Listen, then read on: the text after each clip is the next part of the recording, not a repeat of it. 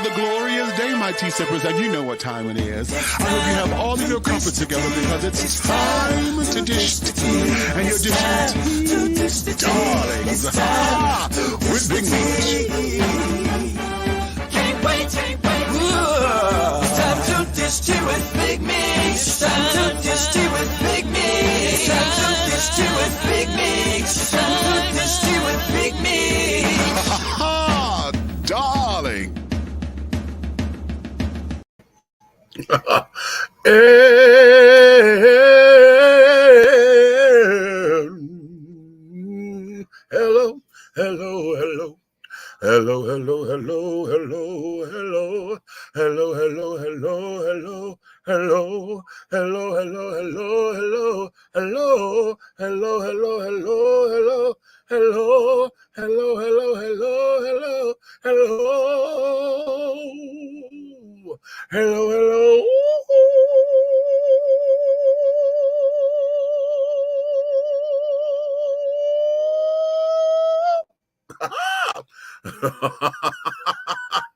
What's going on? What's going on to all of my tea sippers, my crumpet dunkers, my tea brewers, my pot stirrers, and my tea leaf readers, honey? What's your tea? What's your tea, darlings?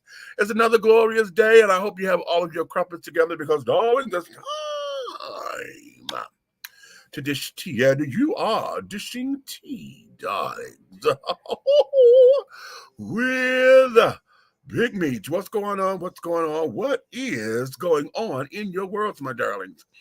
Listen, hold on, because I don't know why this camera's looking a little out of focus to me, and it won't adjust. You know, have y'all ever gone into your phones and everything and tried to adjust your cameras? Oh, wait a minute. Maybe that's why. Hold on. No. Okay. No. Hold on. Okay. Maybe that's it. Okay. We have to change the definition, child. Okay. Yeah, we had to change the definition. So let's see. Is that better? Let me look at it and see. That's a little better. What you think? Okay. There we go. What's going on, everyone, honey? It is another glorious day, and I know you have your crumpets, darling, and we're going to get into it. Today it was a passive day for me today. You know, I was thankful that I was in it, but, and a lot to see it and carry it on. However, my highlight of the day is one of the topics that we're going to have on the show this evening. How many of you guys have already seen the new Tyler Perry movie that's on Netflix called JAZZMAN'S Blues, or JAZZMAN'S Blues? Huh? Did y'all see it yet? Have you watched it yet? Well, honey, if you haven't today, I'm gonna try not to give away spoilers, but don't hold me to no promises, honey, because when I get to talking about it, honey, yeah, okay. But if you have not seen the movie yet, honey, I'm telling you, it is a must-see. You guys must see this. This is a good piece of cinema, honey. We haven't seen anything like this from Tyler in a long time. Okay, in a long time. And this goes up,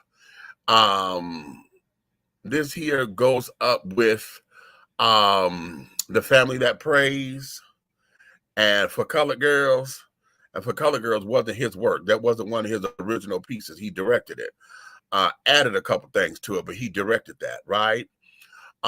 When the Family That Prays, that was his. He directed that. He wrote that and carried on. This particular one, JAZZMAN'S Blues, baby, he wrote this, but I also understand that there was somebody else on this with him.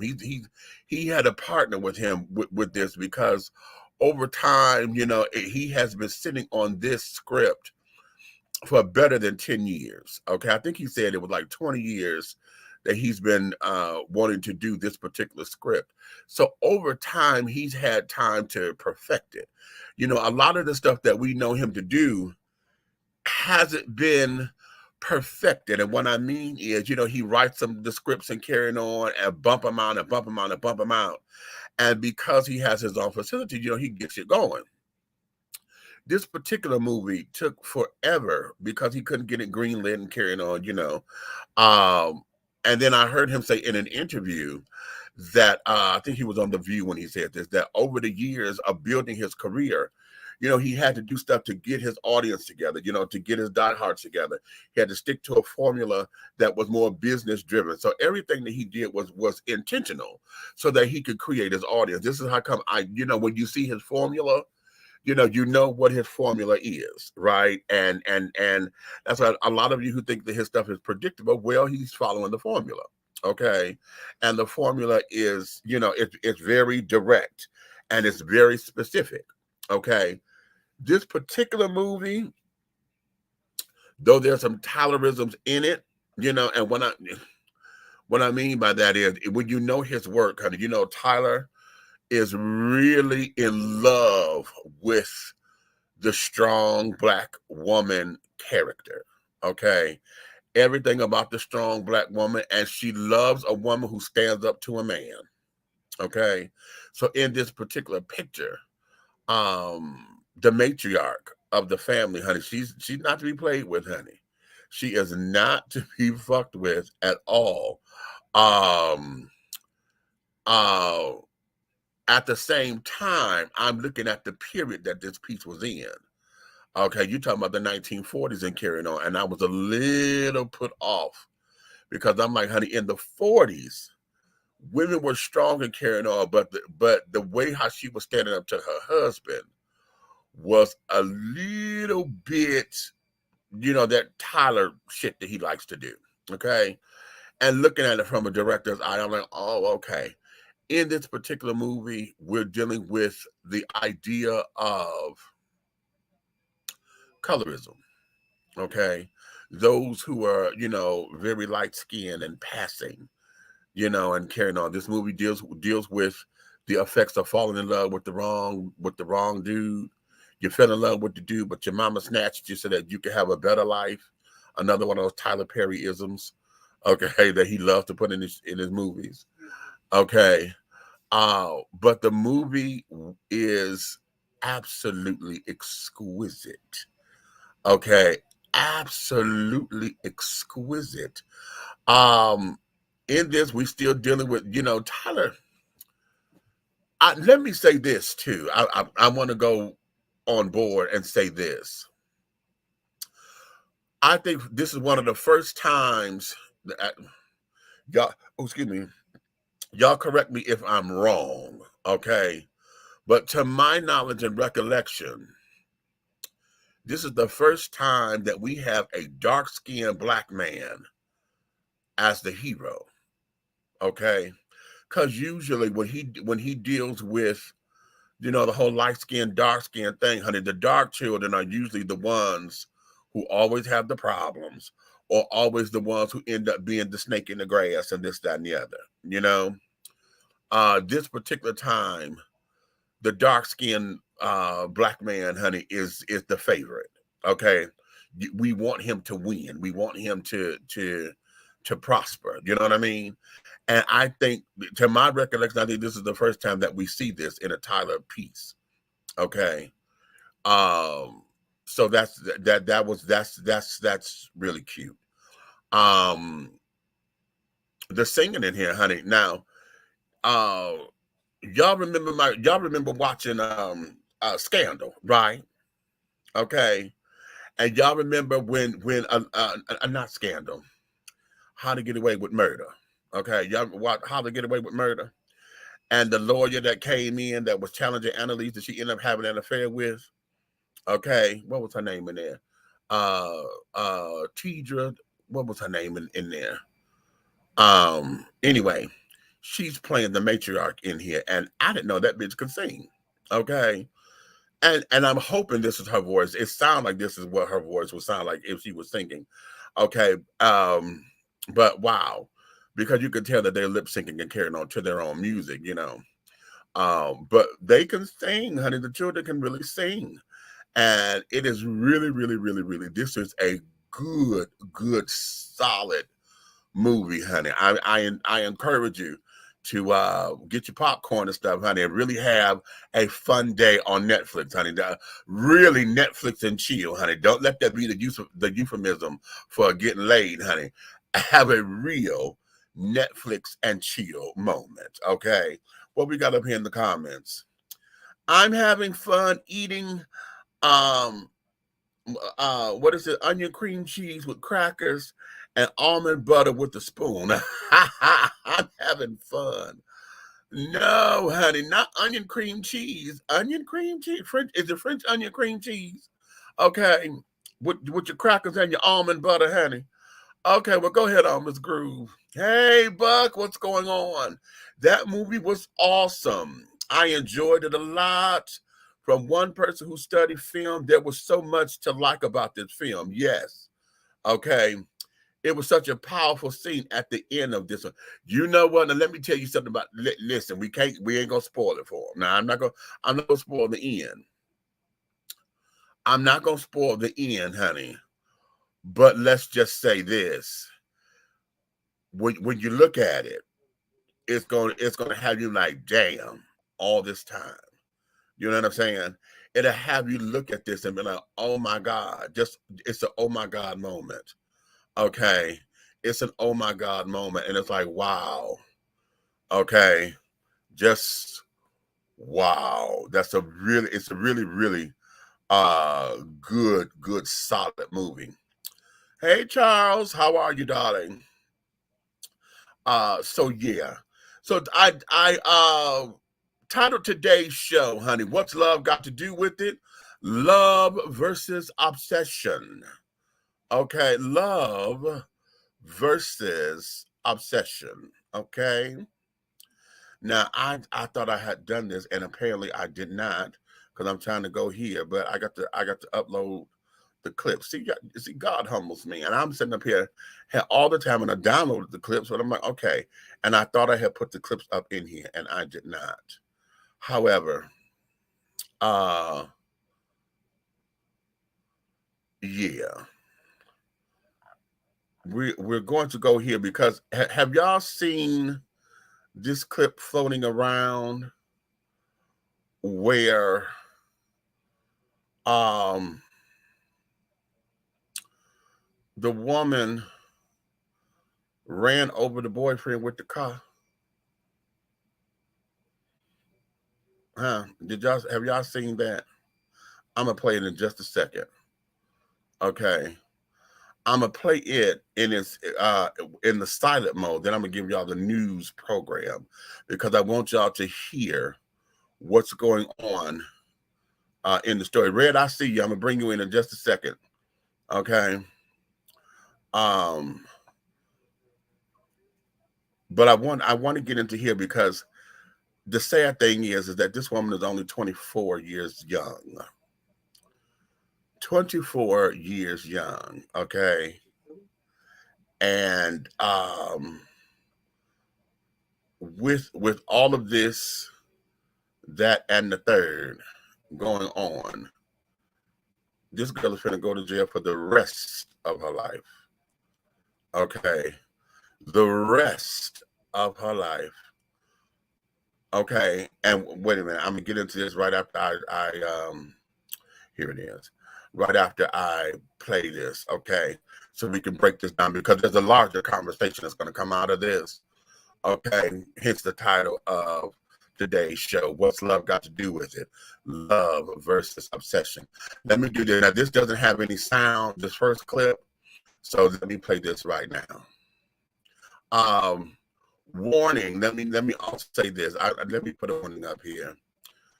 Oh, that's the wrong thing. I need to put my copyright disclaimer, but this here is a warning that this is very graphic.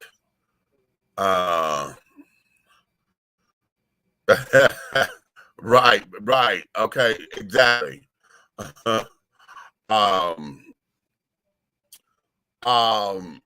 This is very graphic, and yeah, it's gonna take you there, okay? So, like I said, this is the part, this is the one without any sound, and this is just the video itself, okay?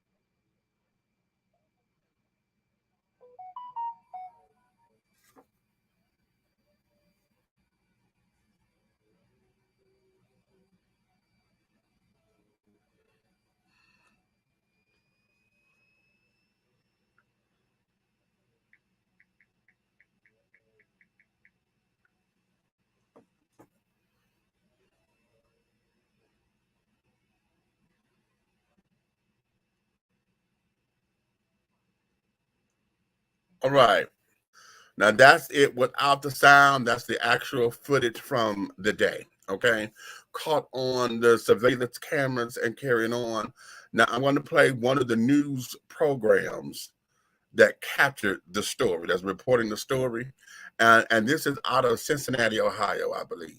Hamilton County grand jury has indicted TAAHVIYA CHAPMAN on multiple counts, including murder and endangering a child, for killing an innocent man. He was simply walking into Kroger when he got caught in the middle of this violent encounter. Now, you can see Juwan Lunsford walking towards a car holding a grocery bag, and Christopher Griffith is seen using a cane heading into Kroger. Now, we're not showing the exact moment the two men were hit. The SUV plows into Lunsford first and then strikes Griffith. The driver has been identified as TAAHVIYA CHAPMAN. She gets out of the car and begins beating up Lunsford, who's the father of her child.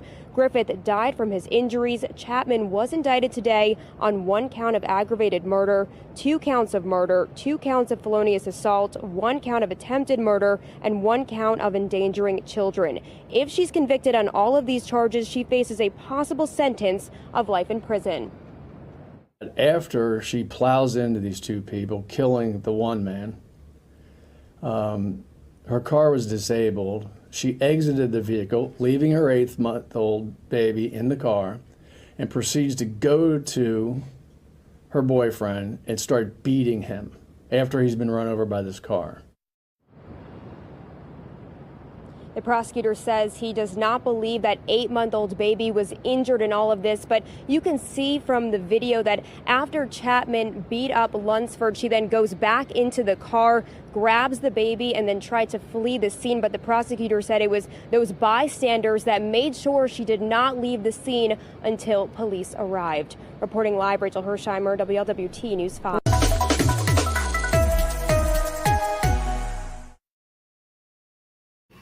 All right, and we are back right up and bring you in. Okay. All right.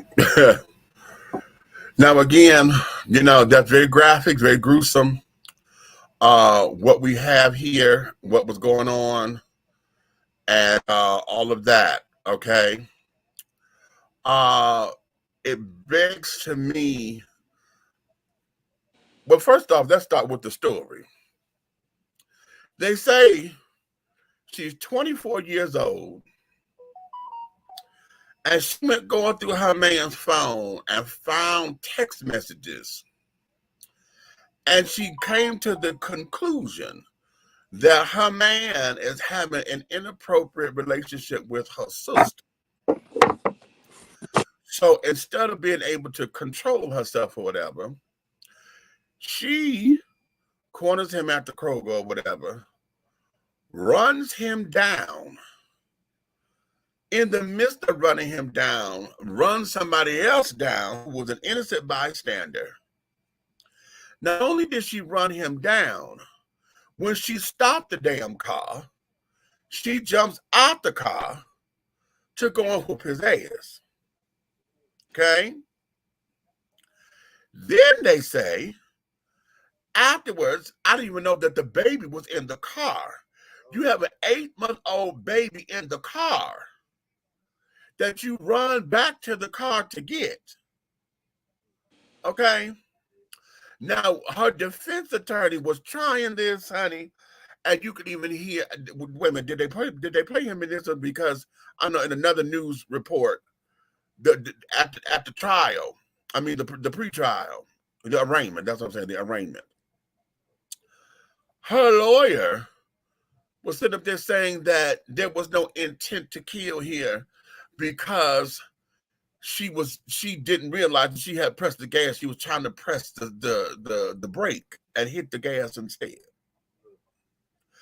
If you hear this man say it, how you can hear he was reaching for straws. Okay? Because you can hear in his tone that him saying, this is my job to say this. Okay? Now, it would have worked had she not jumped out the goddamn car to go over and the charge at him to whoop his ass. See, all of that was in the heat of the moment thing. I'm gonna say it's premeditated because I think there was just, I'm gonna call that a crime of passion to some degree. But the bigger question becomes this, because we see this on all fronts. We see it, you know, boy on girl, girl on boy, boy on boy, girl on girl, triad on triad, whatever, however we're gonna rearrange this. What is this about us as human beings? I don't. That when it comes down to matters of the heart, and you feel as though somebody has hurt you, disrespected you, to where rage comes into play,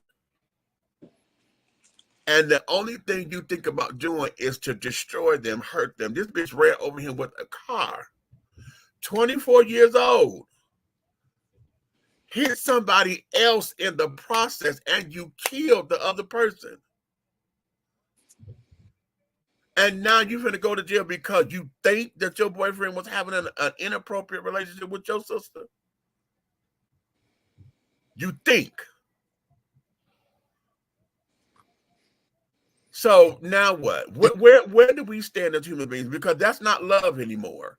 See, anytime you go out of your way to call yourself protecting your interest, if it wasn't a crime where somebody, you know, somebody came to physically attack you or this, that, and the other, you know, defending someone's honor, okay, that's ego because somebody cussed a woman out or whatever, or you know, they hit on the ass and things of that nature. Yeah, you're going to step up to them, but that's ego talking, okay?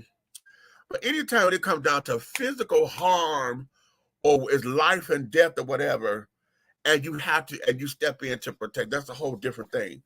But when ego gets involved, and we have all these kind of ramifications to deal with, what is that about us as human beings?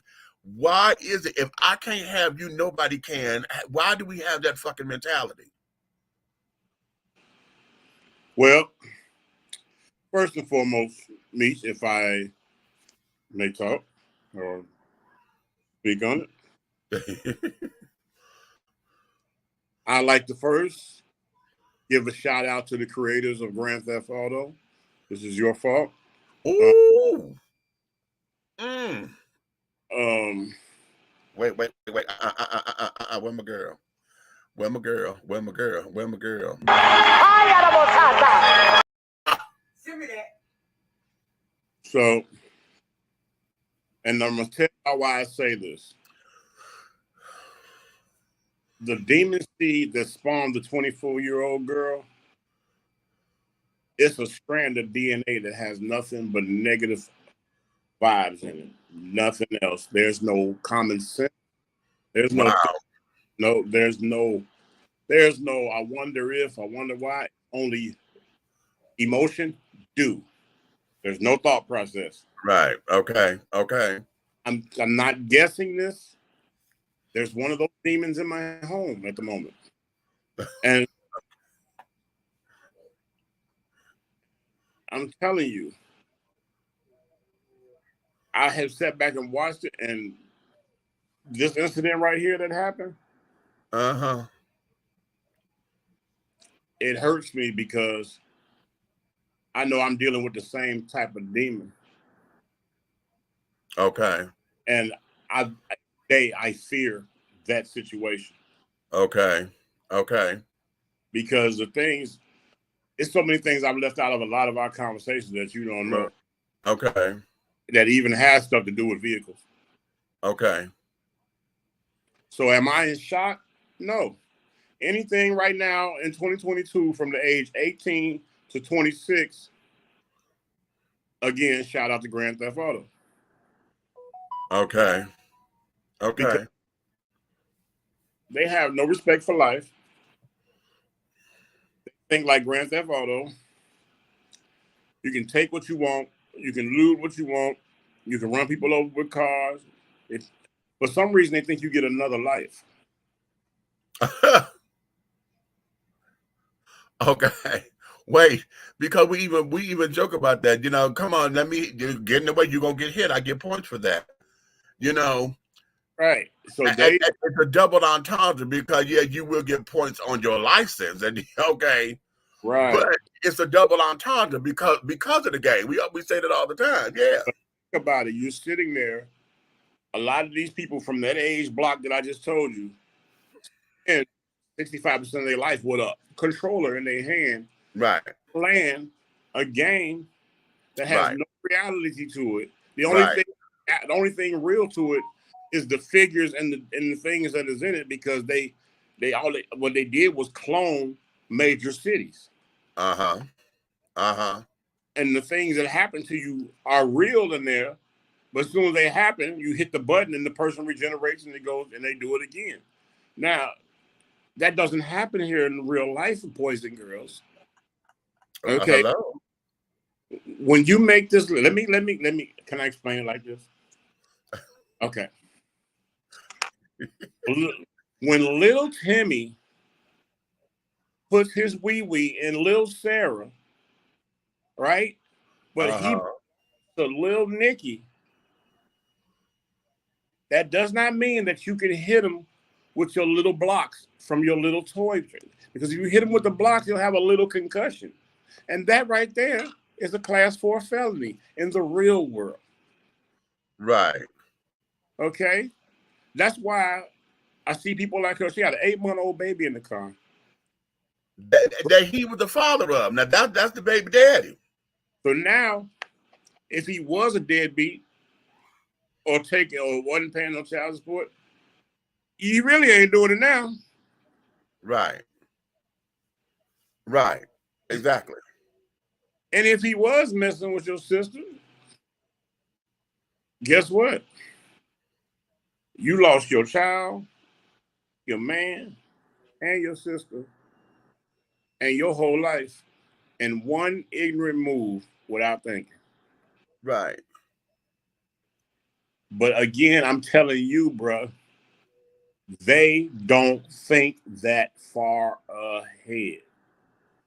Do you understand me? Right. It's people that you and I know that had a full-blown attitude and anger at the same type of situation, ran 2 stop signs, gunning it through it. Baby in the car and all. Okay. So when this story come out, I'm looking like, oh shit, I know her. Okay. Okay. Right. And it's scary to me because that particular situation, I've been worried about going on a year. Okay. Okay. And I've really been worried about it the last 2 weeks. So Okay. it all when that happened, I'm like,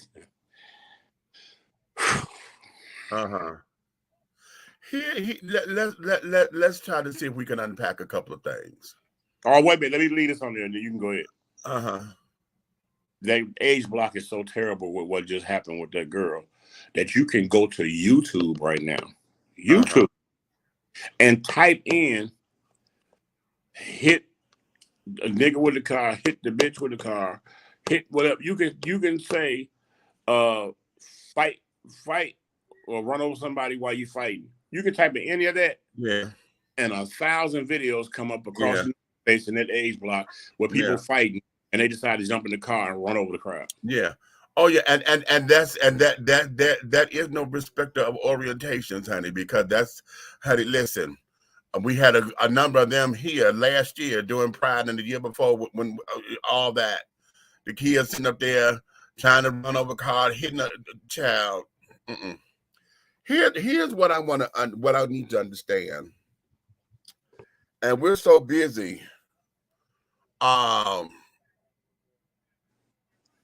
I'm gonna put this on the church. I'm gonna put this on the doctors. I'm gonna put this on the government.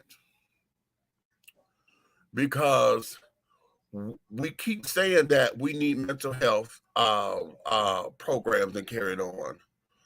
What have we done to build to show folks how to handle conflict? Conflict resolution skills, how to handle heartbreak and disappointment.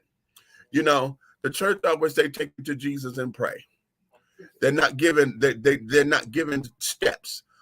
However, let me put a proviso there. They will have, but they only do this for folks who are already married. They will have marriage counseling sessions at the church. They're not dealing with those who are in relationships, okay?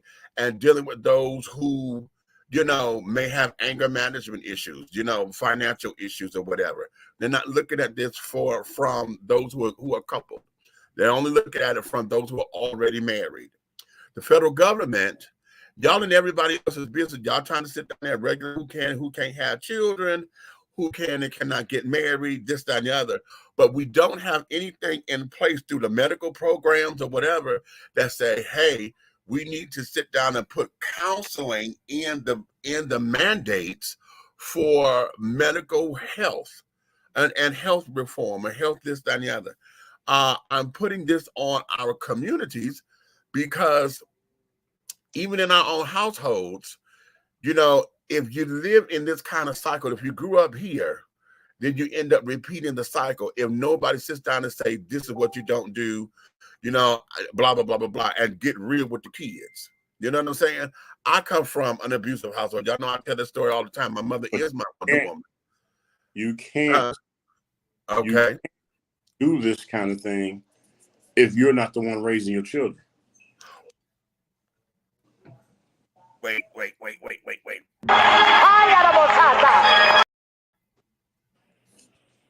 Come on, go ahead. Yeah. You feel me? If you're not raising, if you are allowing the government or your parents, the grandparents and the government are,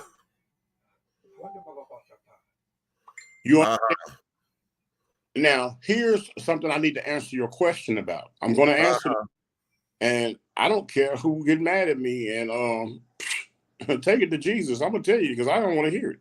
Because I'm gonna tell you, Big Pharma got more money than anybody out here, and Big Pharma is part of our government. Yes. And Big Pharma pays mega churches to not speak on certain things. Ooh. Right? This is the same thing.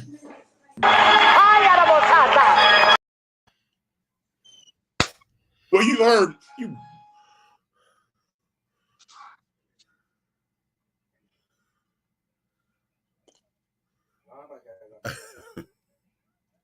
Anyway, back to dogs that have no meat hanging. Look. Anyway, back to what I was saying. Big Pharma pays gag orders. Yeah. To these major religious facilities. You know what I'm saying? I hate to say it, but a lot of major, you know what I'm saying? That's why I stay within, if you hadn't noticed, I stay within the smaller church thing because I've always run from mega churches because I do too. I felt like COVID was part of God's way of shutting the mega church down or desizing it. Oh, that's good. Yeah, that's because good. At the end of the day, none of them have recovered from that or recouped. Right. That's true. If you had 5,000 members, you only have 1,500 now. Right. So what I'm saying is the gag order that they put out more than one. Mm-hmm. Because first off, they blocked the parents from actually being hands-on like we were raised. Right. Big Pharma comes in and pays for the government. Hey, y'all hurting over here? Let me bust you in your deficit right quick and sweeten your pockets. Because if I sweeten your pockets and bust you in a deficit, you won't come up with nothing. And they're going to continuously need to see people that are going to prescribe medicine that we put out. Right. Keeping us at a multi-billion-dollar industry per month. Right. That part. The churn. It's the fools that ain't watching. But I'm watching. And I know hush money comes from pharmaceuticals. And why would they give you any help when they're helping themselves? Right. I'm going to be quiet. I'm not going to put nothing out here and put nothing in place for these people to get the mental health that they need, per se, as a country, when we get a major kickback to shut up and tell these other people, hey, we're going to send them over here and just tell them they need a pill. Right. Right. Do you know how many pills go out for anxiety, all that, and then every precocious and promiscuous child that runs around here got ADHD? That's a lie. Right, a lie, and that came from the pit of the west side of hell. And and all that is about the physicians getting a kickback from the pharmaceutical companies to push the medicine. To push the meds, yeah. And you know what? I've always felt like that. Anytime I went into my doctor's office, and the sales reps come by and give you all these samples and this, that, and the other, and the doctor wants you to take this or whatever. Well, here, if you having difficulty paying for it, here, just take some of the samples, and they load you up with all these damn samples and carrying on, blah, blah, blah, blah. I've always felt that was a tactic, but when we're dealing with, and here's the other thing too, that is when we're dealing with matters of the heart, matters of emotions, and see, all that's the brain activity that is, that would be considered under the mental health aspect of health and healing, but we're not doing anything outside of institutionalizing people. The medicines that we give, okay, if you're not ADHD or whatever, then hell, I'm gonna prescribe you with Wellbutrin for depression and all this other damn shit. That's what depression is carrying on. Everything, big pharma, everything. Yeah, they have pharma. And then because here's the onion, because if you take the pill, okay, then the pill has side effects. So you either gonna get light sensitivity, you get a nervous problem, this, that, and the other, which prevents you from going to work. See, 4 pills make you nauseous. So I need to give you another pill, which is 5 pills, to stop the nauseousness. Nauseousness, you'll be dehydrated and you'll have a headache. So don't need no aspirin. You need this pill over here because you don't want to take too much aspirin. You understand what's going on? Right. Then all of the psychotropics have sexual side effects. Yeah. Either your dick standing up or it's dropping. And most of the time it's dropping. But then guess what? Now you know Captain Farmer Blue. Right. Right. Dun, dun, dun, dun. Which causes diarrhea. Blue Chew. Okay. Yeah, you can bust from 2 directions. So, wait a minute. What's the more say her joke is? The motherfucking side effects.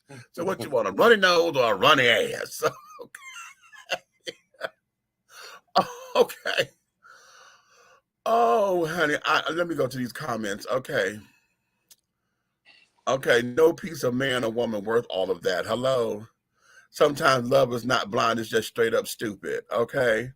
Now your child grows up with no mom. Way to go. Okay. No. It's back to the grandparents, which is probably where they was at anyway.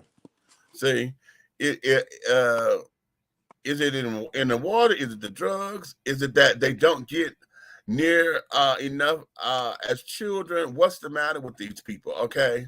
It's Google. Say that, bro. Okay. I know what the problem is. The problem is that she was insecure, or that anybody that has insecurity like that, the first thing you do is think that somebody's cheated. I have seen men, women, same-sex couples, whatever the case may be, don't even be cheating and be accused and been assaulted by someone. And then once they find out the truth, then they really are sorry. She needs to be in jail and a mental hospital. She needs some counseling. This is beyond counseling. Because hold on.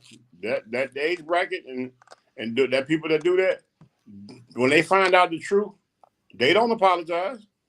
Right. They do not apologize. They are not really sorry. They go right on like you're supposed to accept that mess. You're supposed to accept it. And now let's do this. Let's do this. Because damn it, she was able to whoop his ass like that because she broke his leg. Now she broke his leg, and he couldn't move, or whatever. She killed the other dude. Right. Okay. Now the way how she jumped on him What if he had knocked that bitch to the ground and started whooping her ass? Then they locked him up. That be see, this is where because this shit right here infuriates me. When That's the part something, that pissed me off about the law. Yeah. If he'd have had every right to defend himself because she just tried to take my life with a vehicle. And I would, if I was able to, she should have got a well-whooped ass. But if they'd have pulled up and he was whooping her ass, he'd have went. Right, he'd have been the one. Yeah. He'd have been the one, no questions asked, no nothing. And this is why I'm hollering because I'm hollering. Wait a minute. I'm very passionate about this because see, this is the bullshit that I'm talking about. When we talk about shit like this, and this is a prime example. Okay, this is a prime example of what I mean when everybody want to jump on talking about something. Man, don't be hitting that woman. You better not jump on her. You better not do nothing to her. Bitch, if you say it again so I can knock you in your motherfucking mouth. This bitch just jumped up and did all that she did. And then you're going to come at me and say that I'm not supposed to defend myself or protect myself or whatever the case may be. In this particular situation, if he had the strength and was able to have gotten up or could contain her, and if he had knocked her ass silly, then what? Then what? Now catch what was going on in the did you see in the video that nobody pulled her off of him? Nobody pulled her off him, and that there is all those who saw that she hit the man. Whether they knew she hit the boyfriend or not, they saw that she hit that man. If they didn't see it, they heard it. When they turned around and saw everybody on the ground, they knew that she hit something or somebody. And they saw her run to them and start to whoop this boy's ass. Nobody stopped her. Nobody went and said, baby, don't do that. Nobody.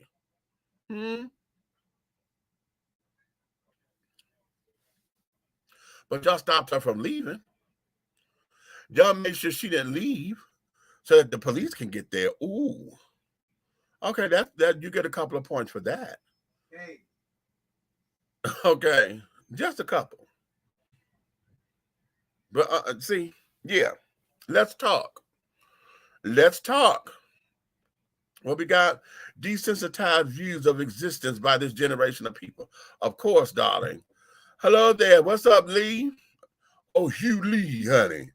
Okay. And in the comments, several people approved that message. Hello. Hello. Because they went to bad, now she's a bad bitch. I know that's right, girl. All that old bullshit. And see why? See, we have allowed ourselves that we are slowly turning into a very barbaric society. Yeah. We're talking about the Colosseum style barbarianism. Okay. To where all we need now, reality television has given up the platform, and all we need is an announcer. And we got the Running Man all day. Y'all remember the movie The Running Man with Arnold Schwarzenegger? And they were in the game, and the whole thing was the whole Coliseum. Yeah. Okay. That was the Hunger Games before the Hunger Games. How about that? True. Okay. All I know is between Black Ops and GTA, they need to doggone take that stuff off the market. Right. Because we that block 1826, we're losing them. We're losing them. If not jail, think about it, 1826, they either killing themselves or killing each other or doing something stupid like that or killing another person. Right. A lot of that. Okay, here's let's go there, because a lot of these kids now are not looking to live beyond 30. And that's for the last maybe 15, 20 years, teenagers and stuff have not been looking to live past 30. And that's a sad thing. I wouldn't want to be the leader of a country if that was the mentality of my youth. Right. Because I heard young men, 21 years old, I didn't think I'd make it to my 21st birthday. I know. Right. Yeah. I've heard that on several occasions. What? Mm-hmm. Why not? Yeah, I've heard that. Yeah. No one is valuing life anymore. Everybody puts life at a very cheap price. Okay. Life is not priceless in the eyes of this generation. Everybody now, we got so much legacy talk now. What's my legacy gonna be? And we are into, and not that that's a bad thing. Let me make certain that we understand. Not that that's a bad thing, but what is happening is we have not balanced that out. And for our youth to sit down talking about legacy, okay, not and I want you to hear the words. Not let me see, I'm building for my future. Okay, they're not using. Words are very important. They're saying I'm trying to establish my legacy. Legacy is what you're leaving behind for folks to talk about. Right. Okay, and for those who come after you to build upon or marvel at or whatever the case may be.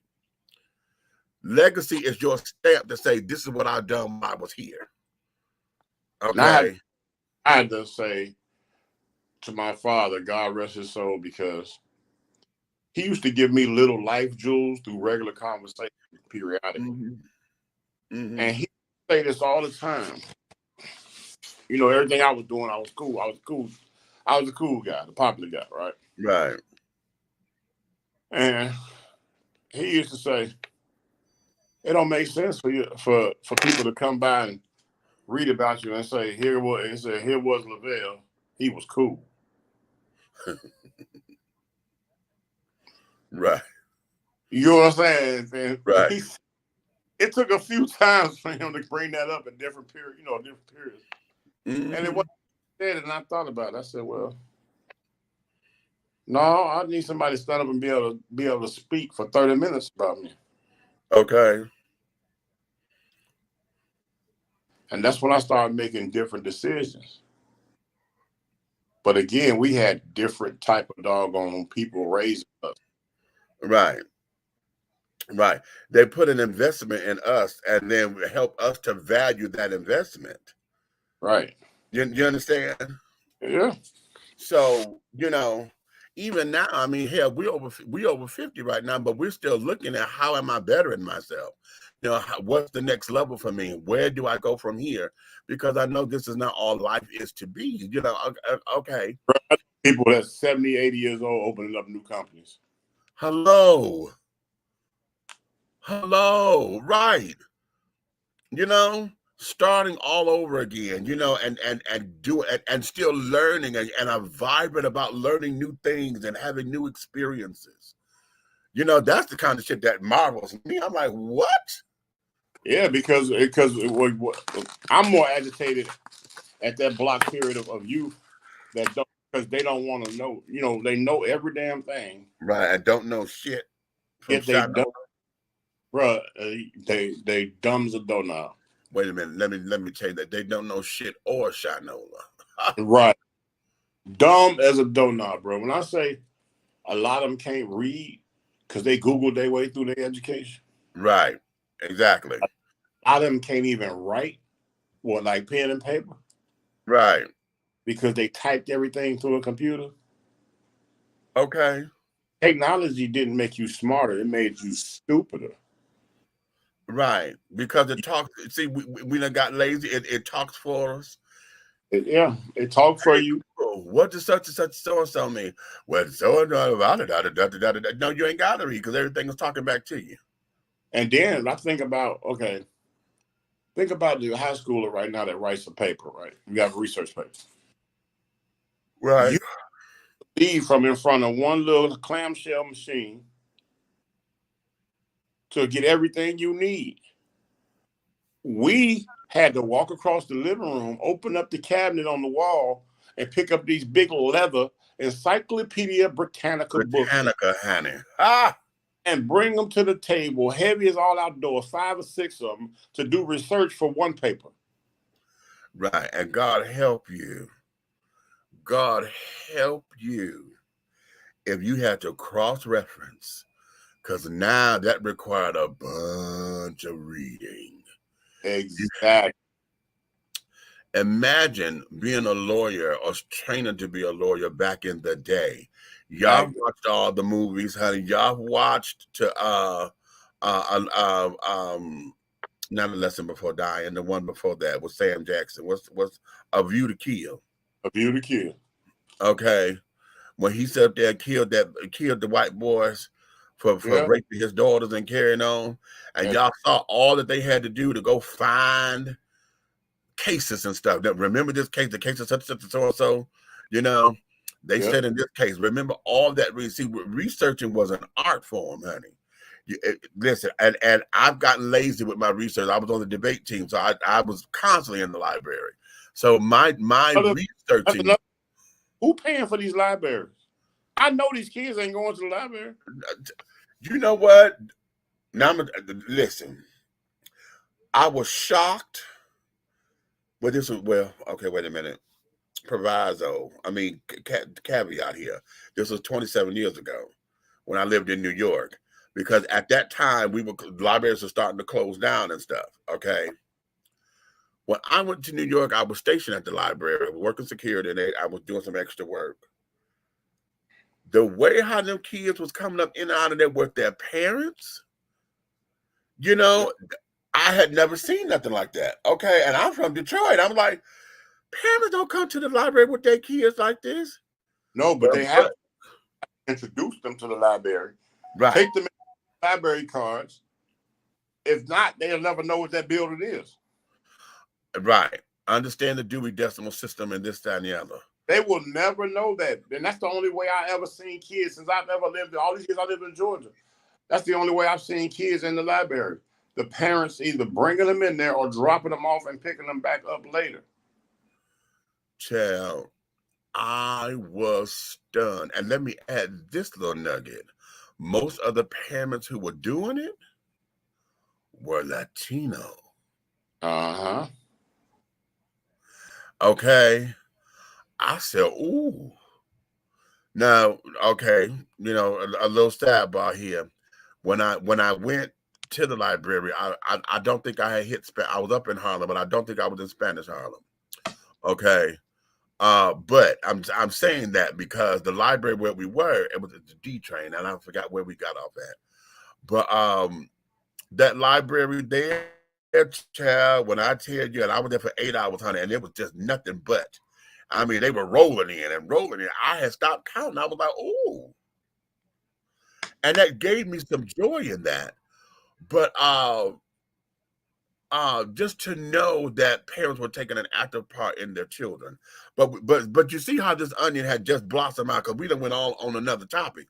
Mm-hmm. But that's the importance of this onion, because the roots are never the crime. The roots never the crime. The mentality and the spirits and the demons that she carried in her to do that type of stuff, it derived from somewhere else that had nothing to do with relationships. Baby, would you say that again, honey? Because now there's another news report that I didn't want to pull up, but they had said that they had charged her with so many crimes because she has priors. Oh, she don't need no lawyer. She got priors because they said that she had a case against her where she had got arrested once again for taking a hammer and broke out the ex-boyfriend's windows, okay, and carried on. Violent crime. Right. And then this one here, she had her 7-year-old child, one of her kids. She had a 7-year-old at the time. Somebody called because she whooped the child with a belt, but they said she got to punching that baby 7-year-old in the face. Okay. So she got arrested for that. Okay. So you got priors, girl. Priors, your violent streak or whatever. Okay. She didn't need no lawyer. No. And you only 24? Which means if you did that to your 7-year-old, that means you were 17 when you had the baby. Maybe younger, because they said that was prior. She's 24 now. Right. Okay. So probably was one of them 13 to 16-year-old Right. butts that Okay. had a. So I'm like, wow. But we see this all the time. We see folks who sit up there pull guns out on you and shit. You know, again, if I can't have you, nobody else can. You know, You if don't I even can't have you, can't nobody else have you. Blah blah blah blah blah. don't even And it's like, understand. what? You don't even understand what I was saying. I get it so well. Everything, like even what up to what you just said. Uh-huh. Literally, somebody we know was telling another person like, "What do you mean? No, it's not over till I say it's over. Right. Uh-huh. You going to jail." Yeah. Yeah. And we have allowed that to, we celebrate that in some regards. We see that as being strong, or see that as being, fighting fighting for yours or whatever. And it's like, okay, wait a minute, hold up. Well, I don't think Because it's stupidity. okay, here's the one thing that I think is one of the biggest lies that we tell our kids, that we tell each other, and then then we sit down here and contradict it at the same time. Because we'll tell everybody you can have and be anything you want to be, as long as you put your mind to it. Okay? That's one of the biggest lies that we have allowed to permeate our humanity. Because one of the things I know for sure, I don't care how much I want to be a white man, or a white woman for that matter, I would never be a white anything, because I don't have vitiligo. I'm not going to go through the bleaching creams and all of that, okay, to alter myself to be that. Okay. Then we turn around and we will contradict all of that by saying, what's for me is for me. Okay. What God has for me is for me. Okay. And you just said I can have anything that I want, long as I put my mind to it. But then you say, what is for me is for me. Okay. And we will know this because God has said, honey, if you prayed on it, honey, and you go out and do what you got to do, just keep doing, because what's for you is for you. Okay. Meech, we also told little black girls and boys in the projects that the white man was gonna come down the chimney with some gifts on, you know what I'm saying, some food. So.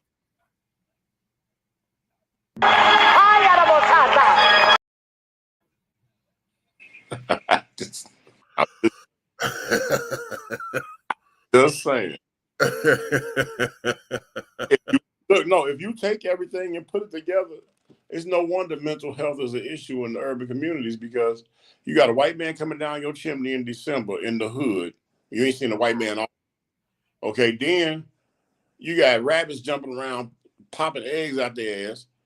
When have you ever seen that or read about it? Then you turn around and you turn around, and the next thing you know, you telling these stories about the tooth fairy coming in putting money under your pillow. And I'm like, at what point are you gonna tell your child the truth about life? Right. Like, hey, I'm giving you this money for your pain and suffering. Right. Let me tell you what pain and suffering is.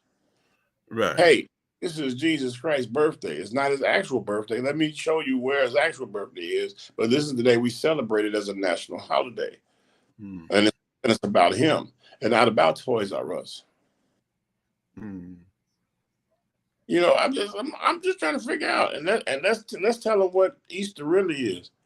How you go from the whole resurrection thing with Jesus to a rabbit popping eggs out the ass. I don't get it. It's just, to me, they supposed to have mental health issues. We did it.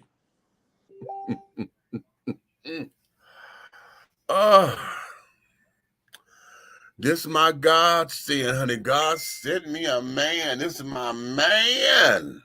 Oh Lord. Don't know shit about him, honey. And then all of a sudden, okay, I'm learning how to take this out of my vocabulary, honey, because you always hear, oh, it's a blessing and a curse at the same time. No, blessings are never a curse, honey. They could be inconvenient at times, but they're never a curse. Blessings are never curses, honey. Okay. Okay. Oh, it's a blessing and a curse at the same time. No. Okay. We don't do that. Okay. Blessing, how could it bless you and curse you at the same time? Then what is it? Okay. Then what is it? Because blessings and curses cancel each other out. Right? It cancels out. So, boom. So then what is it? Okay. What is it? But Miss Thing, honey, she's going to jail, and she has just ruined her life. Okay. But then again, did she? Because maybe this is, for whatever reasons, God have her on this particular path for whatever she got to do. Okay. Whatever that is, she's got to do that. You understand? And okay. And okay again. What we got in the comments? They needed to be raised like us, iPhone, computer, or whatever it is. When somebody talks to me, I take my hands off that thing and face them and pay attention, and we wasn't killing each other. Okay. We respect our parents, went to school, had parents that raised us where we'd be in trouble if we didn't make it home on time or whatever. I don't know about these days. Okay. Dreams can come true. I got all of 92.5's music, which took me 15 years. Met Stevie Wonder and Bootsy Collins, and been good at the computer. All right, honey. Well, what you say? So, okay. So, all right. But little Miss Thing, her name was TAAHVIYA CHAPMAN, 24 years old. Miss TAAHVIYA CHAPMAN, honey, may God enrich your soul and give you illumination along this part of your journey, because for whatever reasons, honey, your freedom is no more. And that's something that you did to yourself, baby. You did that all to yourself. And that's probably the most disappointing thing about this. You did this to yourself. So now you got to lie in that bed, baby, because you made it. My God, today. Let's do this. I'm going to go take a small little break. When we come back, I want to touch on a subject, honey, that we didn't touch on yesterday. I had wrote it up for yesterday's show. And that there is Tiffany Haddish and Aries Spears. Okay, the lawsuit against them, you know, they settled. And now Miss Thing, honey, the children, well, the older girl who made the statement. Now all of a sudden we knew Tiffany would never do nothing to hurt us or put us in anybody's way or allow anybody to hurt us. See, that was the statement that was posed. Okay, that was the statement that came out. And so now this becomes a whole big story. It was just a money grab to begin with. We're gonna unpack that when we come back. Okay, so let me take a short little break, and we will, darlings, be right back in a moment. Hold on, where my commercial start? Where did the commercial start? I'm in the wrong section, y'all. Give me a minute. There we go. Welcome to Alo Nana. Treat yourself to the luxurious experience of having all natural shea butter soaps and body balms that will soften, radiate, and even exfoliate your skin. Alo Nana products are designed with you in mind to promote overall health and wellness the way that nature intended. No dyes, no colors, no chemicals. Just pure love, like receiving a hug from grandma. Get your Alo Nana today. Contact Aunt Nikki on IG or call 267-629-1364. Alo Nana, building a legacy, not a letdown. How you all doing? My name is Jason Pander and I'm the CEO and founder of B Condoms. Today I'm about to give you a demonstration to show you why B Condoms are the strongest condoms in the market. There's nothing better. What we're going to do today is I took one of our Platinum XL condoms, we're going to put it over a cucumber, and what I'm going to show you is that we can cut through this cucumber without actually breaking the integrity of our condom. Now you can see I put the condom over this cucumber. I'm going to take a knife, we're going to now cut through it.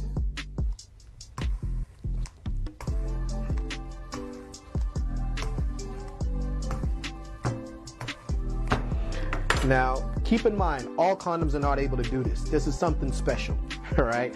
Our condoms are pH friendly for the women, all right? They're vegan friendly, they're organic. We don't have any of the toxins that you'll find in other types of condoms, like the caseins, the glycerins, the glutens, any of those. That's why our condoms are odorless and they're tasteless. So what you now saw was, voila, all cuts through the cucumber. Now watch this. Take some water, open it up.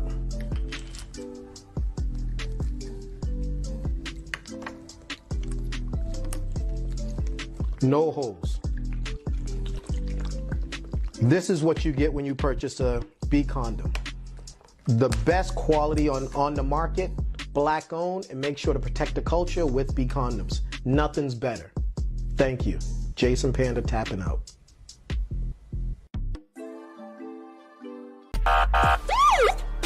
In a world full of chaos and confusion, you need a protection team that will satisfy your desire to feel safe and secure.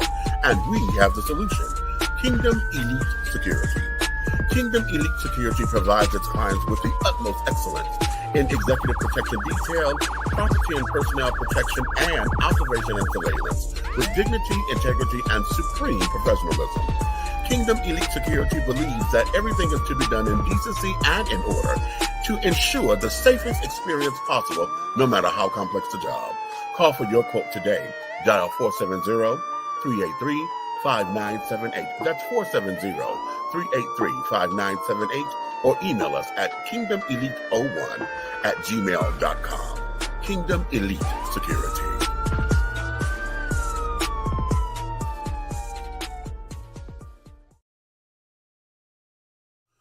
Angelo Ellerby, the Henry Higgins of hip-hop, is the founder, president, and CEO of Double Exposure Media Relations.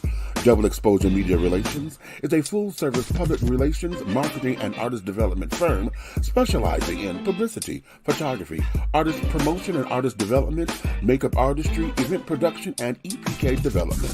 Celebrating over 45 years in the industry, Angelo believes that a culture that does not take care of nor respect its artists is a culture that leaves nothing behind to appreciate. Let Angelo help you make dollars and cents of the entertainment industry. Contact Double Exposure Media Relations at 201-224-6570. That's 201-224-6570. Attention all business owners. Use your advertising dollars here. Looking to reach a more diverse audience for your products and your services? Well, this is the platform for you. Dishing Tea Entertainment welcomes all businesses who wish to expand their brands and looking for clientele that's more than grown and sexy, but also the seasoned and sophisticated. For more information on how this spot can be yours, contact Big Meat at 404-914-5610 or go to our website at www.dishingtea.com.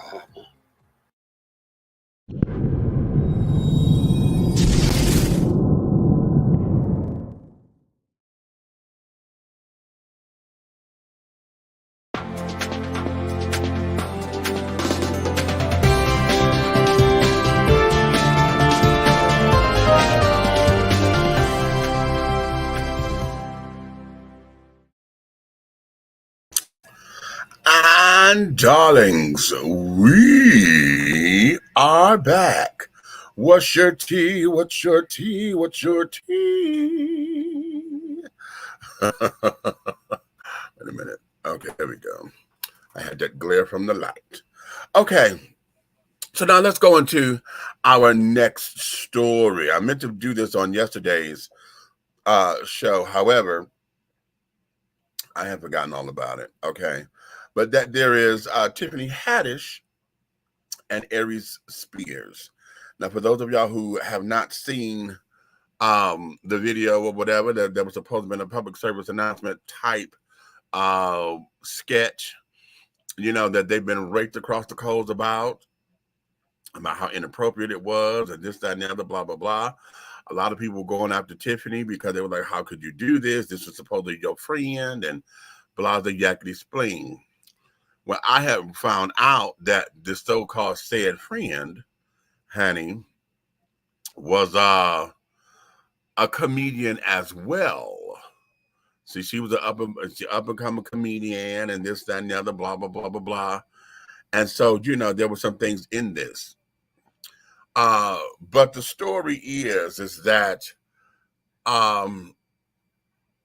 they end up settling. I'm gonna read this from, where's this from? This is thesource.com. And they say Tiffany Haddish reportedly reached a settlement with the two alleged victims who sued her for sexual assault. According to Radar Online, Haddish worked out an agreement privately. A lawsuit filed against Tiffany Haddish, what's wrong with my tongue? Tiffany Haddish and Aries Spears states that the two comedians groomed a 14-year-old and a girl and a 7-year-old boy. TMZ states that Haddish and Spears, what is going on? Spears, Haddish, I'm tongue-tied or whatever, I can't say these words right, are accused of coercing the two minors into explicit skits. The siblings, identifying as Jane and John Doe, state that they have endured lifelong trauma. The boy added that he was molested by both defendants. Okay. In the lawsuit, Jane Doe stated Haddish taught her how to mimic fellatio for a skit that would be filmed for Funny or Die. Haddish allegedly brought John Doe to Spears and molested him while filming a video titled Through the Pedophile's Eyes.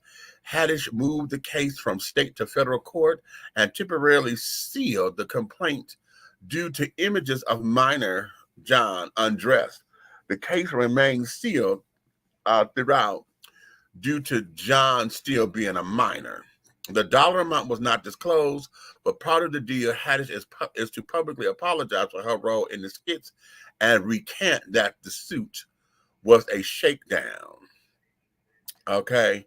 Now this here is the baby version. I was trying to find the one that where the baby sit up there and said, okay, oh no, blah blah blah. Okay. Wait a minute. I think I found one because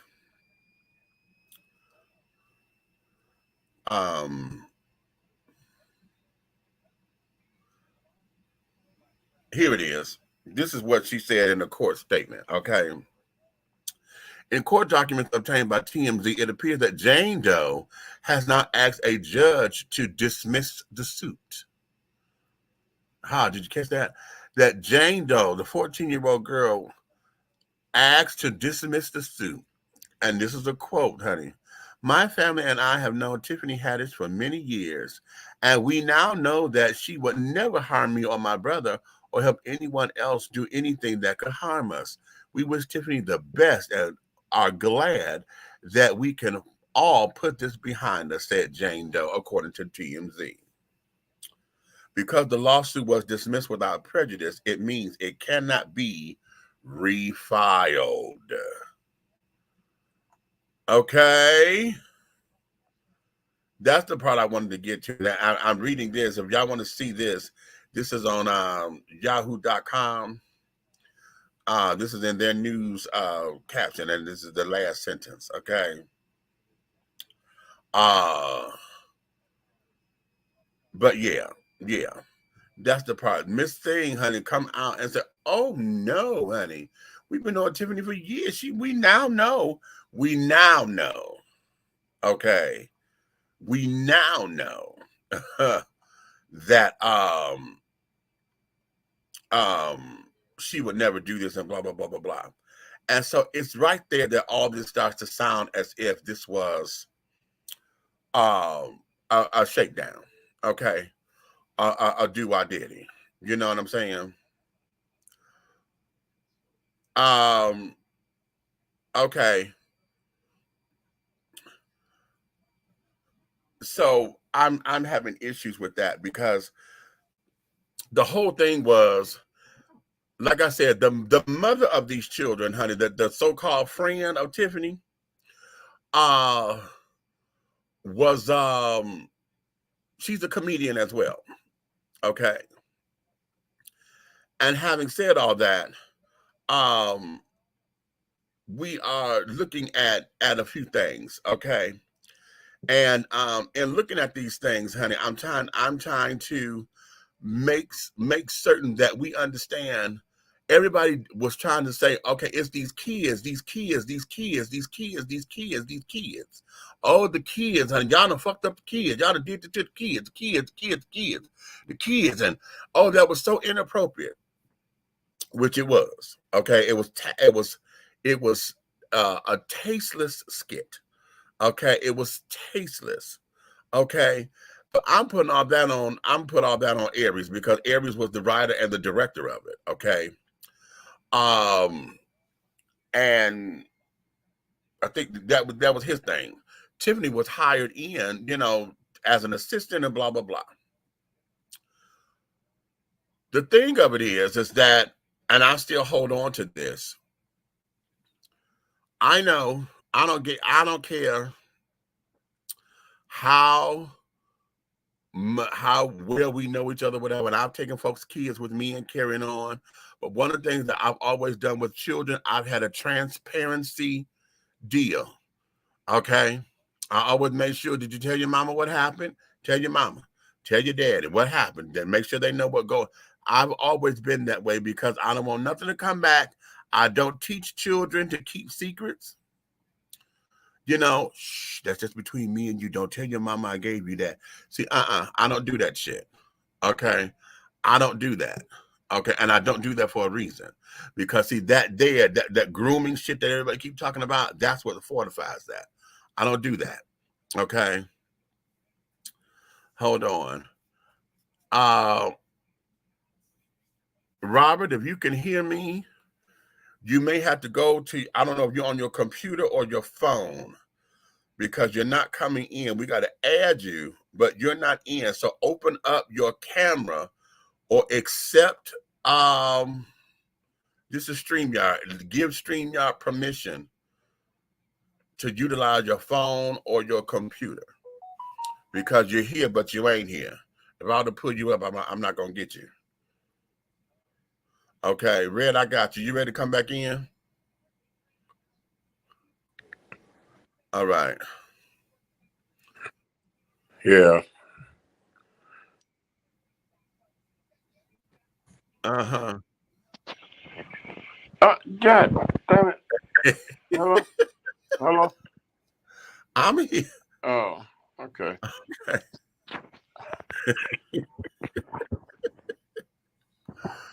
So that there is that. What's your take on that? Wait a minute. Hugh said they took the sketch too far, having the little boy in underwear, Aries Spears cutting a hole in the newspaper, looking at the little at him was sick. The R. Kelly music in the background made it worse. You know what? Here's where it is, and this is my stance on that. It was tacky. At the same time, it was supposed to piss everybody off. Okay, it was supposed to piss you off. Wasn't that the whole point of the skit? Okay, now that's how I took it, that it was supposed to piss you off. Was it funny? There was a couple of instances in there where I chuckled, okay, and it was more so at his little corny ass one-liners, where he was trying to say, he threw jabs at Michael Jackson. You.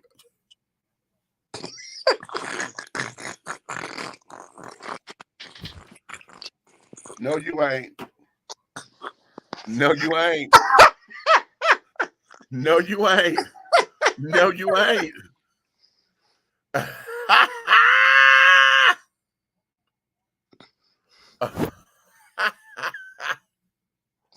No, you're not. Okay. But for me, And I was on somebody's YouTube feed a couple weeks ago, and the kids were trying to light me up a little bit, right? Because they were like, "Oh, I don't believe that's coming out your mouth." I said, "Let's look at the damn thing. It was supposed to piss you off. Nothing about lusting after a child is supposed to get anybody happy or make Right. anybody laugh. Okay, It was supposed to make a light go off in your head about anything historically that you overlooked in your life. okay. Now, one of the things, now this to the credit of it all, we know folks who do that with their damn kids. You got little boys running around here with no shirts on it because you still treating them like little babies.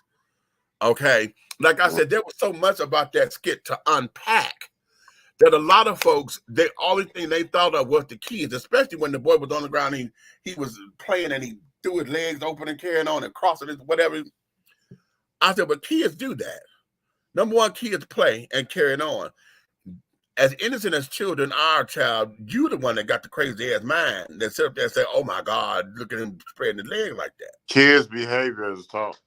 Okay. However, here was something in that I have not heard anybody discuss about that, because the behavior was Tiffany being the mama in the damn thing, how she just leaving the baby, with the uncle and coming up with piss poor ass excuses because you trying to go out and party. 18 to 26. It's the same. We talking about the same. Okay. We're talking about the same people. Yeah. You trying to go out and party. Okay. And run somebody over with a car. Right. Then the little boy never said anything, right? The little boy never said anything to his mama. So automatically, you the one that's oblivious to shit, because the little line that he said, "Oh, so you want me to Michael Jackson, huh?" And he said that to the mama. She overlooked all that, running out the door, trying to go have her little fun. Okay. Then, now I think the most disturbing part of the video was at the end when the boy became the predator. The message. Okay. Where the boy became the predator. It was a mental health message. Please. Right. People, please, would y'all please wake up? This stuff is not on your front porch, on your sidewalk, or in the playground. This is in the world. This is reality. And quit trying to make everything about you. It ain't about you. It ain't about R. Kelly. It's about that little finger up your ass that you didn't tell your mama about. Now stop playing. Well, people kill me, and the ones that come up with all this extra negativity to say about it, things that make you go, Okay. Which one of your aunties ate you out? Come on, man, stop playing. Right. Okay. Come on, bro. I know mental issues that I have gotten over from ages and stuff like that. I know the babysitter. I know who it is. Right. I know exactly who it was. But me growing up to be the pimp and the player that I was, I didn't complain about it. Right. Let me see. Robert's still trying to get up in here, and he's still buffering. He said the Wi-Fi was slow over there. Yeah, because you see he's buffering here. Yeah. Yeah. I'm gonna see if it's gonna kick in. Oh, allergies. So it was so much in that we need to also include in this conversation. But everybody got so disgusted with this being the children. And then, like I said, it was reported that the mother tried this lawsuit on several occasions, and that all of the lawyers that the mama had on top of it, they dismissed the case. Yeah. Okay, now here's where the interesting part comes in. The 14-year-old girl is the one that got the case. She got the case, but catch it. She also has guardianship over the brother. So now what? where's the mama in all of this? See, there's, and I kept, when I was on this other show, I was telling them there's another shoe that's got to drop up in here. Okay, because we don't know if there's something up in here that something that's not being said, something that's not being said. And everybody thought that I wanted to sit down and just defend Tiffany and Aries. I said, no, I'm not necessarily defending them. I said, but what it is, we don't have all the story. But see, the judicial system is getting real savvy on convicting folks with 30% of the story. Right. They're getting real slick with it because you're going to hand R. Kelly a 30-piece family meal, but ain't nobody eating but him. Right. Where's the families?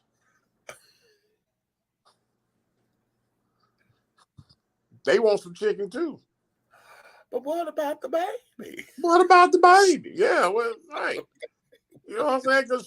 Because I'm just saying, you gave this man a 30-piece, and if you pick 10 women or 10 young ladies, them 10 young ladies had parents that was dropping them off. Right. And, now the argument is, a lot of folks are saying, they were trying to get on the fact that, no, because I didn't have to be on the set, because this was my friend, honey. I trusted you with my kids. I mean, hell, we friends, that they calling you auntie and carrying on and blah, blah, blah, blah, blah. So why would I not trust you, because we friends like that? And I said, and I'm telling everybody, I'm like, there's still a piece to this missing. But one of the pieces was that the mother was an up and coming comedian. See, she's a stand-up too. Okay. And then also the initial story was that the daughter was at one of those comedy camps as a teenager. That's where, this thing with her and Tiffany came about, and she's claiming that Tiffany had inappropriately touched her or something about that at the camp, at the comedy camp. And I'm like, okay, wait a minute. Now we got the comedy camp and blah, blah, blah, blah, blah. And it's just pieces of this that's just missing. And as far as I was concerned, okay, if the lawyers didn't take the case with the mama, I'm not looking at you. I am not. Okay. If the lawyers were not going to take the case from the mama, then I know that somebody was very crafty to put the kid's name in front and let them be the vehicle.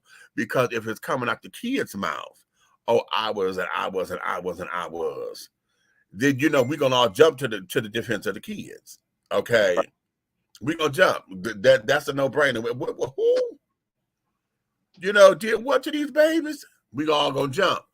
And so now, it was said that the kids, there was $100 payment of some sort. They got $100 or whatever. Everybody keep harping on the fact that this was supposed to be a Nickelodeon. I was told that they were supposed to be going to do something for Nickelodeon. They was gonna make a reel or something, right? An audition tape for them to do for Nickelodeon and blah blah blah blah blah. I need to see where the hell that's at, because I don't believe that story. Something about that story I do not believe. Ain't no Nickelodeon. I just don't believe that story. I think that's something that they added, or I just don't believe that story. They probably using that to go after Nick Cannon. Ain't nobody got him yet. Well, okay. That's so, but now they've settled and carrying on, and Tiffany came, they found her at the airport, TMZ, and they're like, well, now that this is over, what does this mean? And blah, blah, blah. She said, well, hell, it don't mean nothing, because hell, I lost all of my gigs over these allegations. I lost everything, all of my gigs. I have no gigs right now. So now she's got to sit back and try to recover and recoup and this, that, and the other, how to come about of that. And Tiffany stayed booked. That bitch was doing a movie a year. There was a movie coming out once a year that had her to, and carry on. She's everywhere. He was working. Yeah. All right, I think we got him. All right. We got him, honey. Let me bring Robert up in here. Ladies and gentlemen, we got a special guest coming up in here with us today. And I'm going to let Red do all of this because Red said, oh, we got, okay. Mr. Robert Johnson is in the building. Hey, sir, what's going on with you? What's happening, Rob? Wait a minute. Tell you, get your mic together because we ain't got your mic. We ain't got your mic.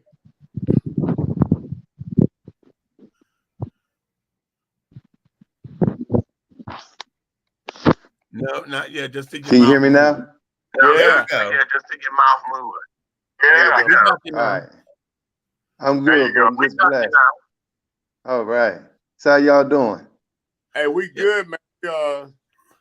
We good, man. Dealing with Tiffany Haddish. You know what I'm saying? The comedian and Aries, when they did the thing. Yeah.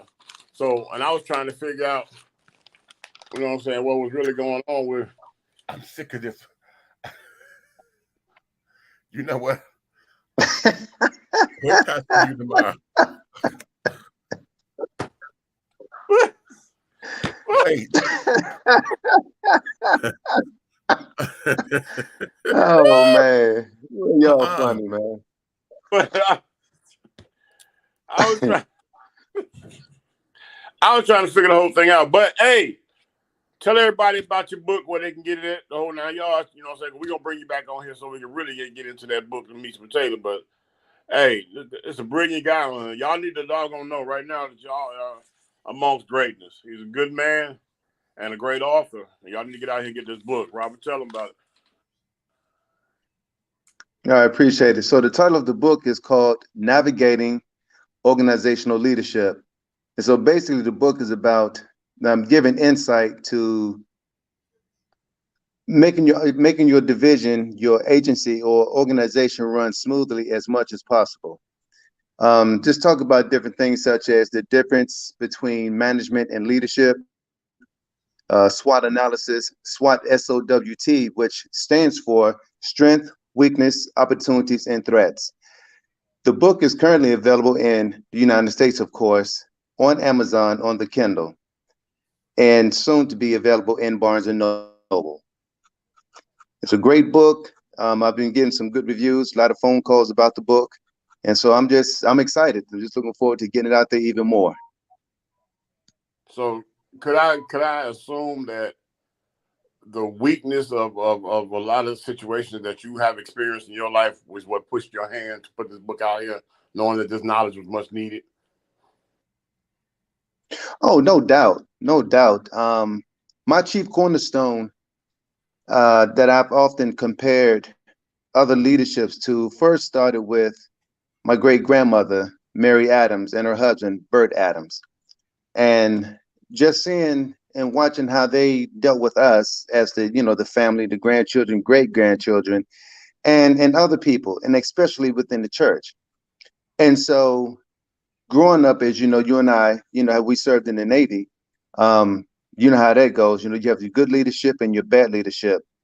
And for me, the continuance of that chief cornerstone was with my first commanding officer, executive officer, and command master chief, Dewan R. Bushy, which went on to become the Master Chief Petty Officer of the entire U.S. Navy. And so I've had some good fortune there, and of course, on the other side, I've witnessed some bad leadership as well. And so it pretty much drove me to this point to write the book. But not only there, I've witnessed the leadership within the church as well. And so that book that's in the making, Leadership Within the Church. Oh yeah, I can't wait to get that one going. But all right. Let me. No, I'm taking a pause. I'm there because I think this is universal. Because one of the things that is going on is that church people still refuse to believe that church is a business. Okay, and the titles it becomes misleading and confusing. I think that's my question to you. across the board when it comes down to titles, because Mhm. we have a lot of people that want to work for and be known for their title and not their work or their work Mhm. performance or their work ethic. What is it about that component that you feel is a detriment or hindrance to any company? That is a great question. And so I'm going to start with the church, and then I'm going to transition on to the companies. So within the church, I've come to learn, even as a youngster coming up, a lot of people are hung up on titles, right? And Mm-hmm. so if one is not careful, that desire to have titles and be in position of authority or of impact, if you will, if you're not careful, it makes it relatively easy for the enemy to come in and drive a wedge in the church amongst the Mm-hmm. members. Because what it does is it creates, if you're not careful, what happens is it creates an unnecessary competition for that particular title. And what I find in the church is that a lot of people don't understand the body. Each body is Mm-hmm. made up of different components, but yet it operates as one. And so unless God himself chose you out of that set number or select number that was called, well, you pretty much putting yourself in trouble and the people that you're having access to. Because it's not about Mm-hmm. a title, it's about the soul saving of mankind.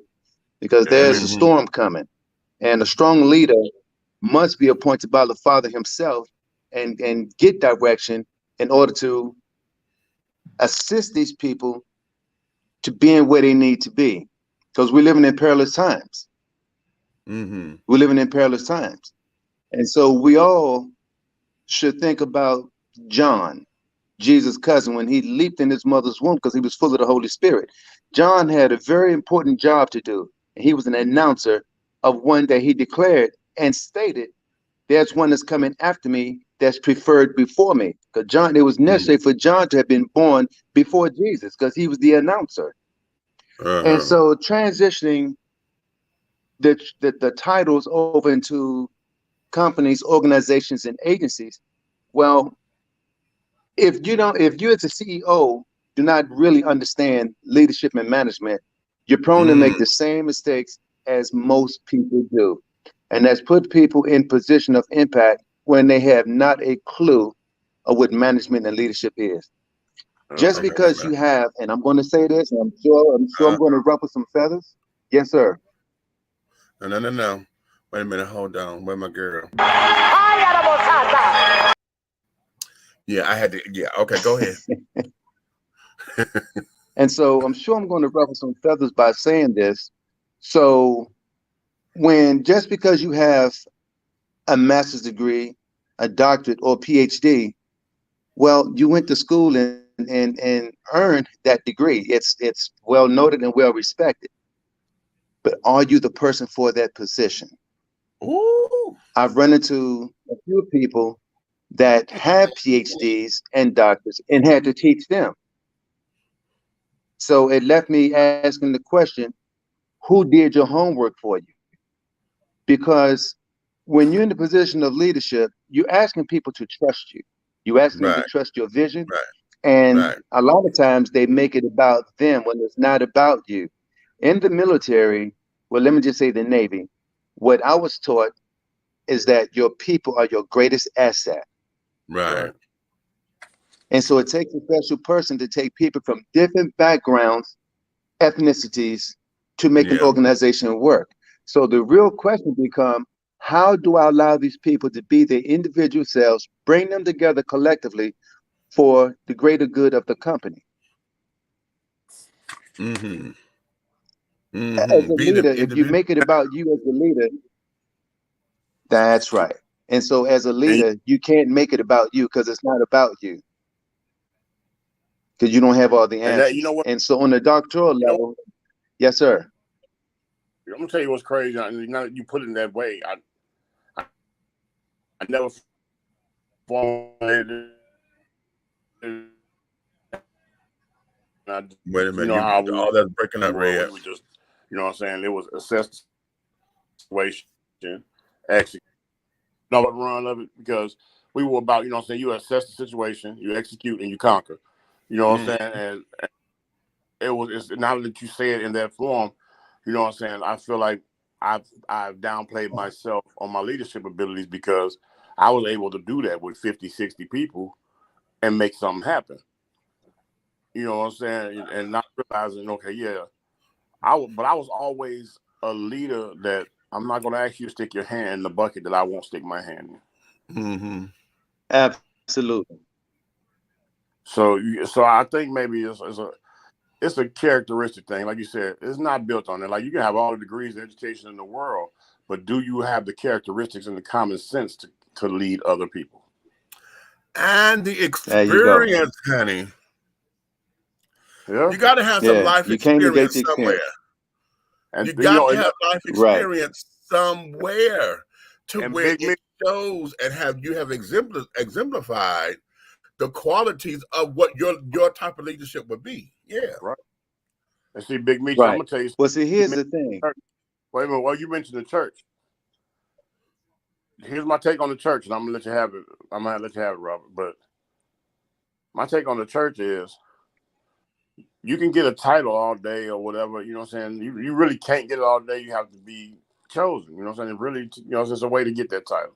But at the end of the day, you have to be the best servant in the church, well, you know what I'm saying, the church, in order to be a great leader. Right. If you're not willing to serve, then you really don't have the tenacity to lead. Right. Well, here's the thing. As a leader, the real question becomes, as a leader, what are you willing to sacrifice? Bam. That's the real question. What are you willing to sacrifice? Because there's a cost associated with everything that we do. And so a wise leader would know, number one, there's this title that's called Ontological Humility. And so what ontological humility simply means is that you do not have a monopoly on the truth. That applies to the church. There's this thing that's also called, the opposite of that is called ontological arrogance, meaning that you think you have the monopoly on the truth and nobody else's truth matters. Well, that's a false narrative. And the reason why it's a false narrative, because if we consider the lenses that we look out of, well, if your lenses are dirty, your decision making is going to be skewed at best. If your decision making is skewed, you're impacting people that you have responsibility for. Right. Because there's actually a process or science, if you will, to decision making. So you have to consider all the moving parts. This is why ongoing training is a necessity from start to finish. And here's a little known fact or realized fact. Management and leadership are not etched in stone. It has to evolve or innovate as human nature evolve and innovate. It have to. Because what worked yesterday may not work today. And so with teamwork, that's things called collaboration, harmonious or concert agreement to make it work. And so at times when I was in position of hiring, I was number 2 in the company. And I had a few leadership positions that I needed to fill. And so I would ask them, have you read the mission and vision statement of the company? Boom. Yeah, I read it. Tell me about it. Right. Tell me about it. Okay. When it starts stuttering, not stuttering from a natural perspective, from a fearful perspective, but stuttering as in, I really didn't read it. You caught me, that aha moment or that deer caught in the headlight look, right? And so I would listen to them struggle and I let them run with it in hopes that they would turn the corner, but they never did. So I didn't hire them because I didn't hire you to not understand the vision and mission statement. Then that tells me you're going to come in and try to run it your way as opposed to supporting the mission and vision statement of the company. That has to be your foundation before you start establishing a framework to how you're going to deal with people. And And if you consider emotional intelligence, we all have it. And when you're dealing with people, you're dealing with not only your own emotional intelligence, but you're dealing with theirs too. Everybody can't do that. Exactly. Well, you know what? Make sense? We're gonna have to. Everybody can't do that. We're gonna have to bring you on here and bring that book back to us. And but I think we're gonna have a little book reading club and make sure we're up to par on it before we share it with the world. You know what I'm saying? So I'm almost done, Meech. So I'm gonna have to send you a link. Yes, please do, because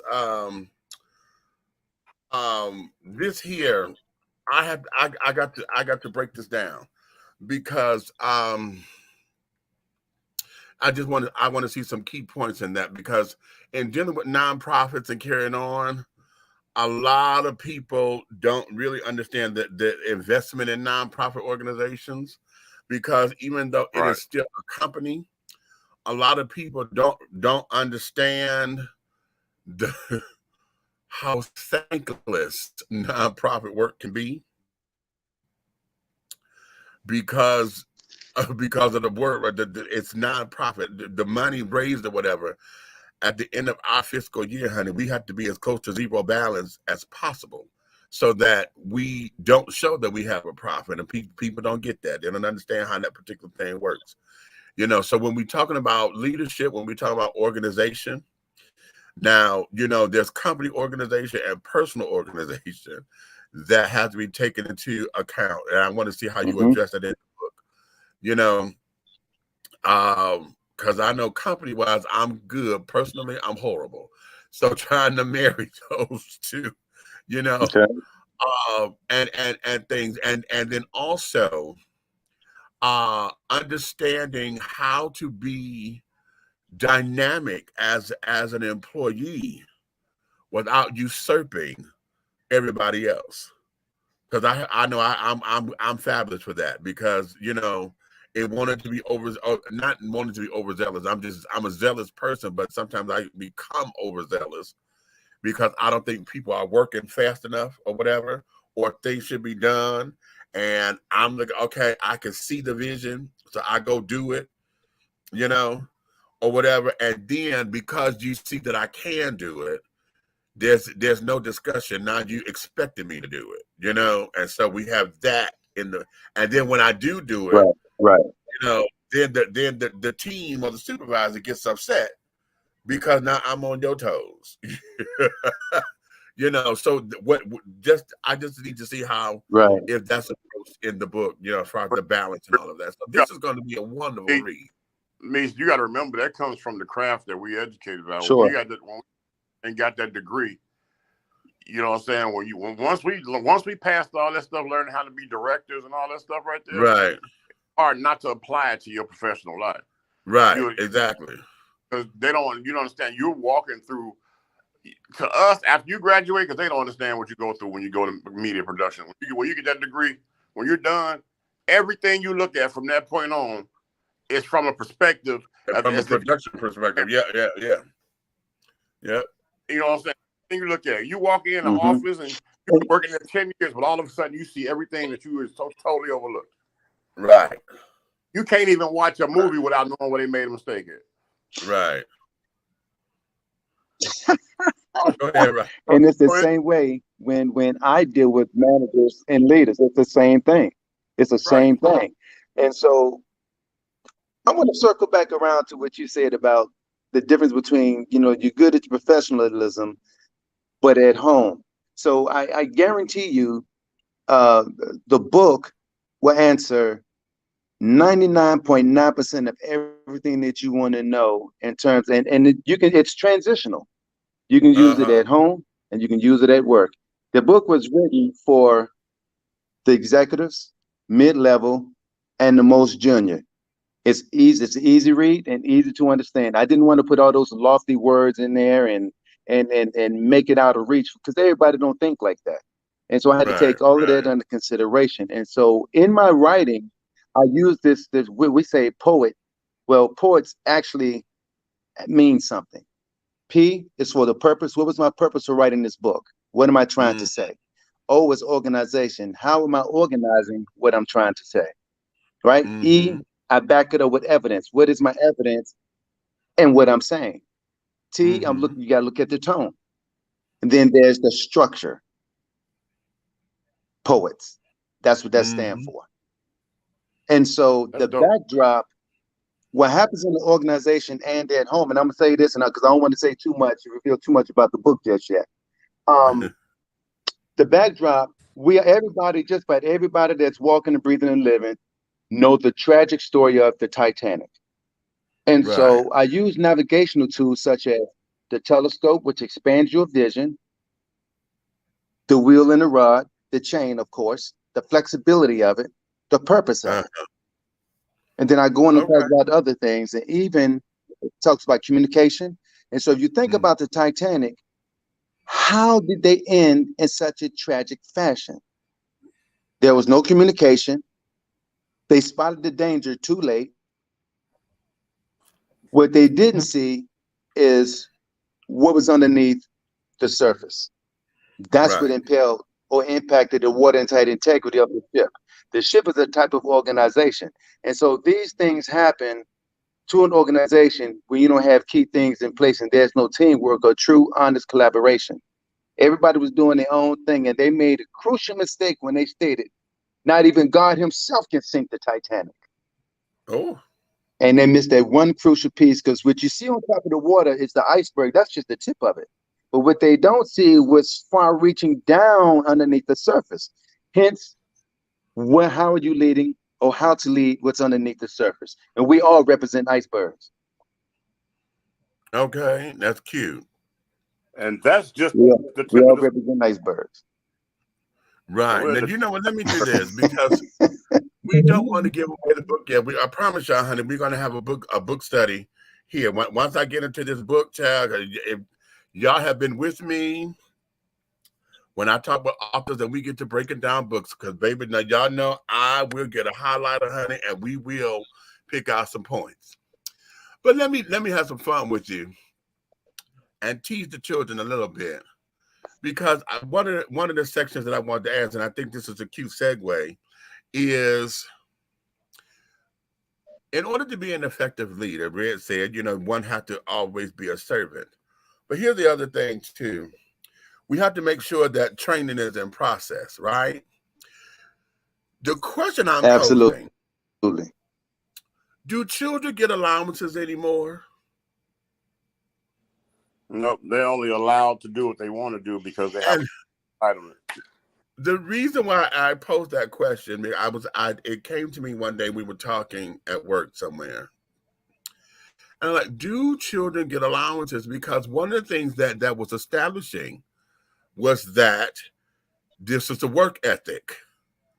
If you did what your chores were, by the end of the week, or however the parent got paid, or parents, if you're in a two-parent household, when it was payday, you got your allowance, right?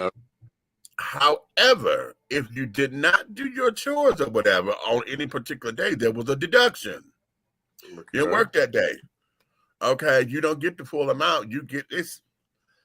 And so I lean into that question because those of y'all who are in the comments, put it down now. Do y'all still get allowances? Or have y'all heard about kids getting allowances? Or have we become so stuck on just giving our kids everything to where an allowance is redundant or an oxymoron? Okay, stop. I'm so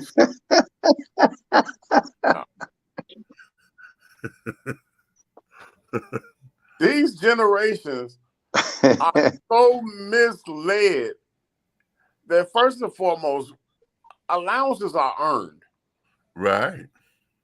These boys ain't trying to wash the dish. They ain't trying to doggone people flow. They not trying to wipe a window. They don't even want to take out their own trash from the plate they just ate off of. So what? So the only allowance that's going around with these generations that are walking the earth right now is we are allowing them to still be alive. Because if our parents was raised them, they'd be dead already. Right.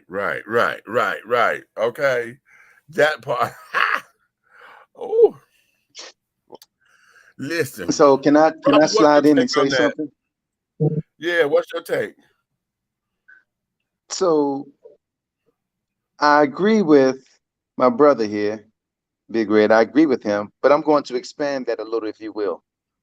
Go ahead. Every household cannot afford to pay allowances. So does that mean Right. the jobs stop? They stop learning the importance of being responsible? Because think, like I said, everybody can't afford to pay allowances. So here's what you're getting in return by doing your chores.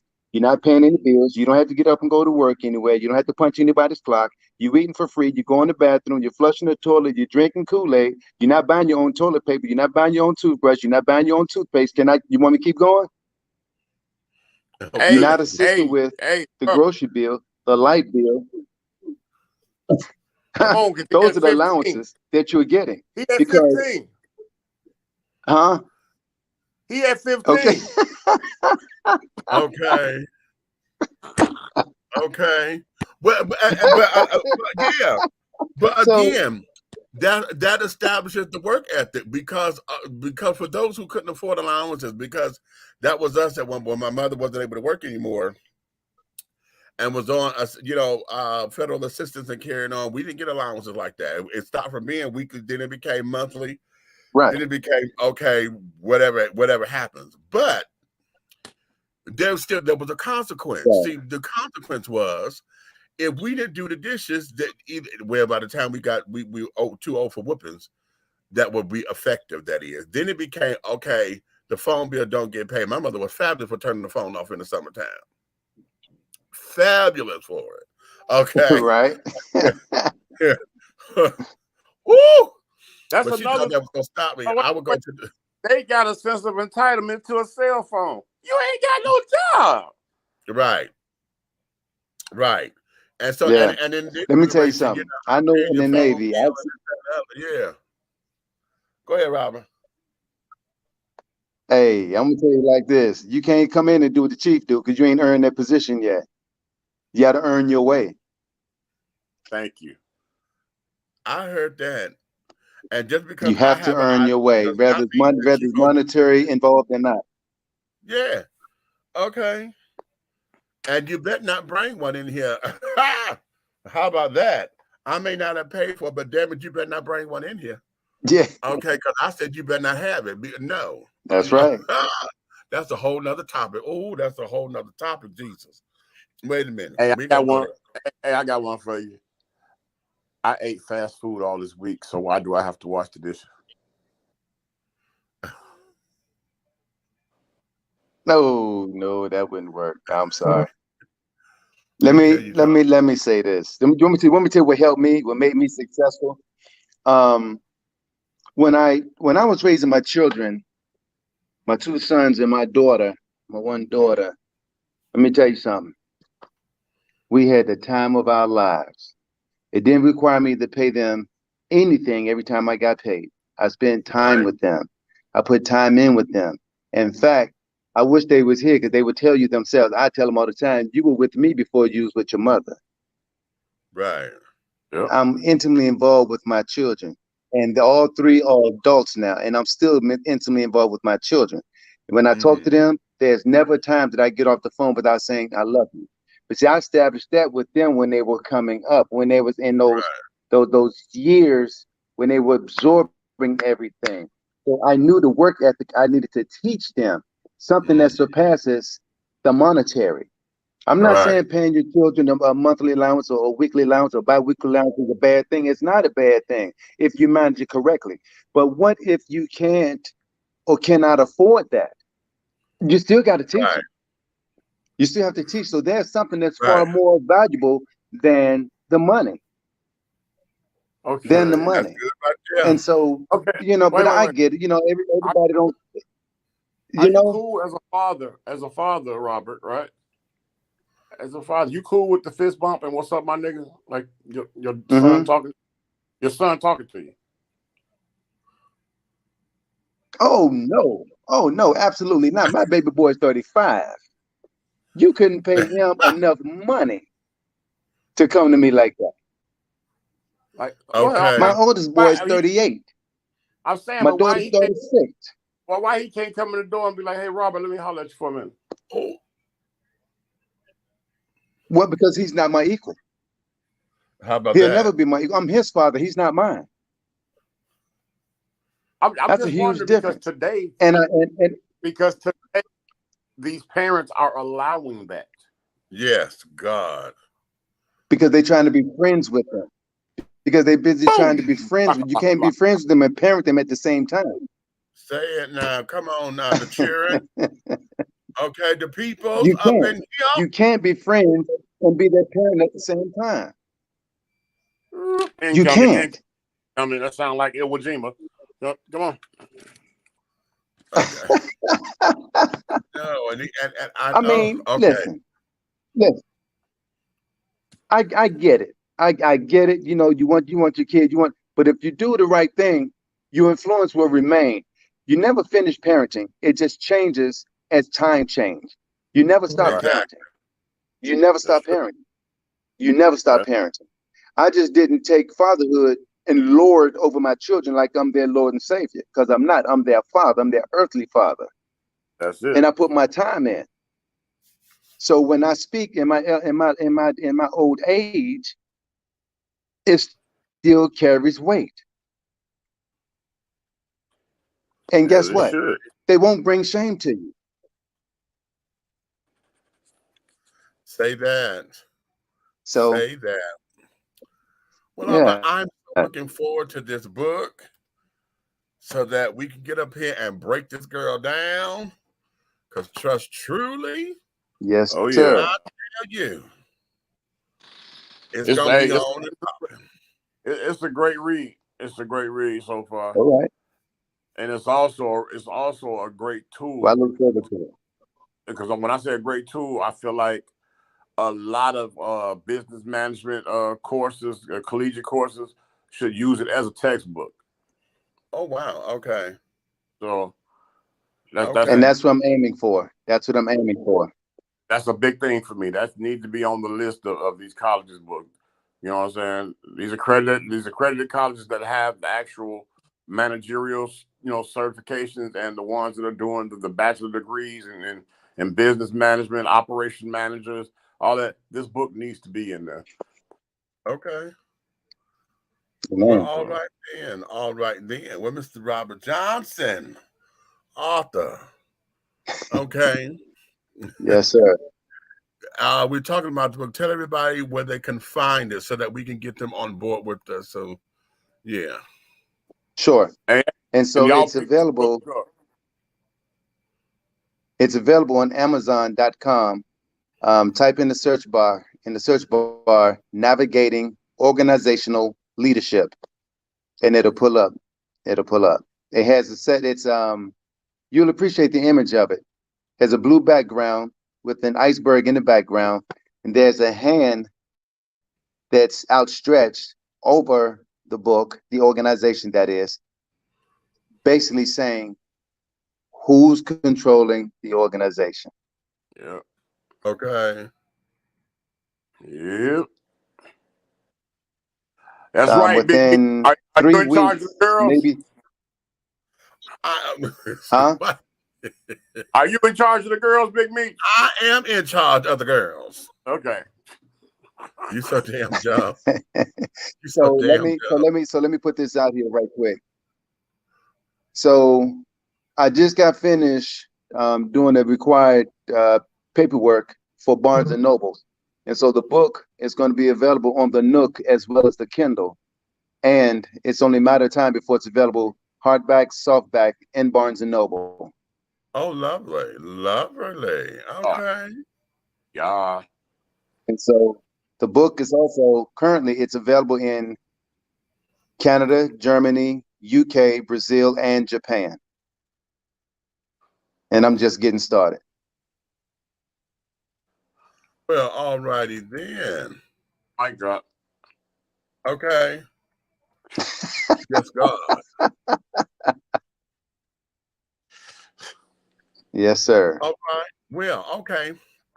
That there is how we gonna close this out, child. Wait a minute, let me make sure I went over all of my topics. Hold on. Yeah, I did. Oh, shut up. Okay, I got through all the topics. Well, good job, Demetrius. Okay. Usually I usually miss one or something, but that there was real cute. Okay, so lovely. Goody. So, having said all that, ladies and gentlemen, my darlings, listen to me very carefully. We are about to embark on another 7 days. 6 of them are going to mark the end of September. Next week, Saturday, marks October 1st, 2022. Libra season. We in the building. And it's also the last quarter of the year. 2022 is up out of here, children. Okay. Time to spend that money that he was talking. It is time for us to get ready to move into your 2023. And I'm going to challenge all of you to ask yourself, what is it that you want to do differently this year? Now, I know every year I don't want to hear about no New Year's resolutions, and because I don't want to hear no resolutions. Okay. What I want you guys to do is your homework assignment. Your homework assignment is start to think about what your mission statement for 2023 is going to be. You are an entity, you are a corporation, you are a business, okay? Or maybe the year is the business. Maybe 2023 is the corporation. That's the business. But as you are the CEO of it. So what is it that you want to see this business to do? What is your vision or your mission statement for your business for 2023? What do you want 2023 to look like? What should it focus on? What should it do for you? And then what are you going to do for it? Okay. Okay. Is that what you got? That's what I got. Setting Black communities free in 2023. Woo! Okay, Watch is that what you got? Watch out now. Setting Black communities free in 2023. Okay. I don't So care how rich, that's I don't care how knowledgeable we get or how rich we get as a people, we still have never been free. Yeah. Okay. You know what? That's a whole seminar. That's right. That's more than us. We had to break that down into a seminar. And what it is, and I don't want all the power to the people, children in it. God help me. Okay. All right. And because y'all get on my goddamn nerves. You power to the people, children get on my nerves because sometimes y'all too black to be black. Okay. You know what I mean? You too black to be damn black. And it's like, okay, look, shit. Okay, we get it, but now we got to move beyond that so that we can sit down here and do what you claim we supposed to be doing. I'm blacker than black. I'm blacker than black. Okay, yeah, that's cute. That's cute to say and all, but what the hell does it mean? What does it mean? What does it mean? Because okay, here we go. Hey, we're gonna let this go. But here we are. We're coming up on an election season. For those of y'all who are here in Georgia, y'all know what the stakes are.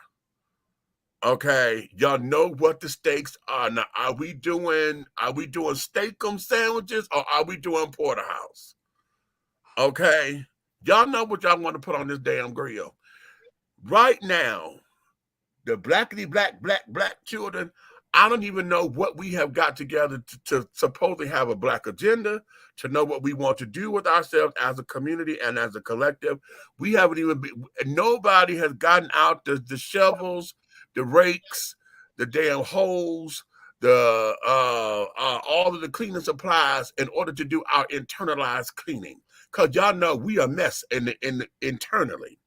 Yeah. We have not done that. All we've done is bitch moan and complain about what's going on. We have not put anything practical together that's going to be of substance. So that's the kind I can't have the power to the people, children, all in conglomerate numbers and in these particular sessions, because damn it, Remember back in the 80s when everybody wanted to become a Farrakhanite, and everybody was walking around with their damn beanies on, with their crowns on, and assalamu alaikum, my brother, and everything that came out their mouth, honey, sounded good, but it was surface shit. It didn't have no substance. The black man is superior to the white man, and the white man knows this, my brother. You see what I'm saying? You all have to know when you're talking to those white devils. And when I we have got to get on that. So that's just a little tidbit, because I could get on this and it would piss black folks off, because they would look at me and say, "Oh, but you gay and you just gonna fight for the LGBT," because I'm sick of them motherfuckers too. Because what it is, okay, it's okay. You gay and y'all got the rainbow. Okay. You take all the colors of the rainbow and mix it together and turn black. Ain't got no choice. What else you gonna do? It's okay. I'm just tired. I'm tired. Okay, but it's okay. Even gay, black, it's the same thing. Licorice is a candy. It's black, right? It's sweet, right? Okay, don't worry about it. But don't nobody like the black licorice or the black jelly beans, honey. I love them, honey. Oh my God, I love them. I know who do. Where is it? Where is it? Okay. Oh man. I can't spray the computer, honey, because it's tear up my screen. Oh God. But oh dear God, honey, I just wish, when we have these kinds of discussions and these kinds of conversations, we have to come to a meeting of the minds, and then on top of it, we have to be practical and not emotional. A lot of us are emotionally driven, which is not a bad thing, but baby, if your emotion don't have no substance, this is how we get round robin, and then we get off track, we get off subject, because now what's supposed to be like how we gonna move the country forward becomes how you talking about your deadbeat man, honey, who got so-and-so pregnant. Or how this sister or this bitch or this hoe sit up there and poke the hole in the condom, and now you got to pay for an abortion because you didn't want to have no baby with her, but you made the choice to lay down with her. Okay? So we get nowhere because we start to deal with these incidental problems. Okay? Right. You dumb, and you dumb again. Okay? Okay. So this is why when we have these particular discussions, children, that we have to make sure that we're going to be honest, and that we're having conversation to move the needle forward. If the gas thing is over here and it's still on E after we get through talking, then what was the purpose? I mean, you're still a nigga. We're full, honey, because otherwise we can't move. Well, it's gonna be. Let me throw a little logic in here, if you will. Let me throw it just real simple, right? So let's say I give you 2 glasses of water full, right? I give you 2 glasses of water full, and I consume half of one, right? I consume half of one. Actually, let me rephrase it. I give you half a glass of water and give you a full glass of water. The full glass, I consume half of it. Here's the logic. So the question becomes, and I've asked a lot of people that I've interviewed this question: what's the difference if I consume half of it and made it equal parts to the one that's half full? What's the difference? Because there is a difference. The common question, the common response is, well, they're the same. No, they're not. The difference is the one that I consume half of is half empty. Because it was once originally full. Because it was once full. It was half. The other one is half full. The other one's half full. Right. That's right. So that goes back to those lenses. Why it's important to clean your lenses when you look at something, because it's all in how you look at it and how you perceive it. Is going to determine your response when you speak. So there's a difference between hearing and listening. Hearing is a human function. Right. You're subject to lose that at any time. Yes, sir. I see you. I see you, brother. Listening requires an action. And a lot of times people miss that. they miss it. Exactly. They miss it. Exactly. Third eye. Okay. That's my sister, Miss TC, honey. Hey, girl. Okay. So yeah. So that there, it requires a lot of this, a lot of discussion, and we can do this. You know, I've been on this planet for 52 years, and every time we get here, I'm hearing the same stuff that hell the Black Panthers were saying. But the difference is, back when they said it when I was a kid, we had action behind it. There was actual things in progress that we were moving towards the goal and moving towards the mark. When the drugs and stuff came into our communities and all of that, y'all know all the other isms that came to tear us down.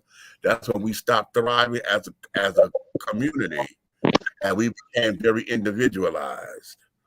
Okay, and in our Right. individualism, we lost our sense of community, and now we jealous of the Latinos because they still have it.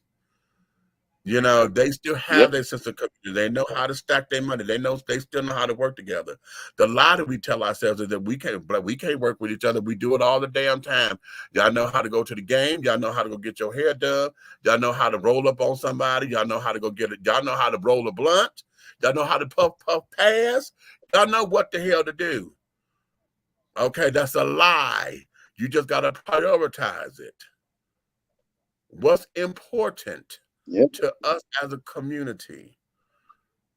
Okay, not just individualized, but as a community. We were talking about, okay, the difference between future and legacy. Okay, how will we ever have a legacy if we have no future as a community? That's right. Okay, so that there is that. I'm not gonna preach, child. I ain't gonna preach no more.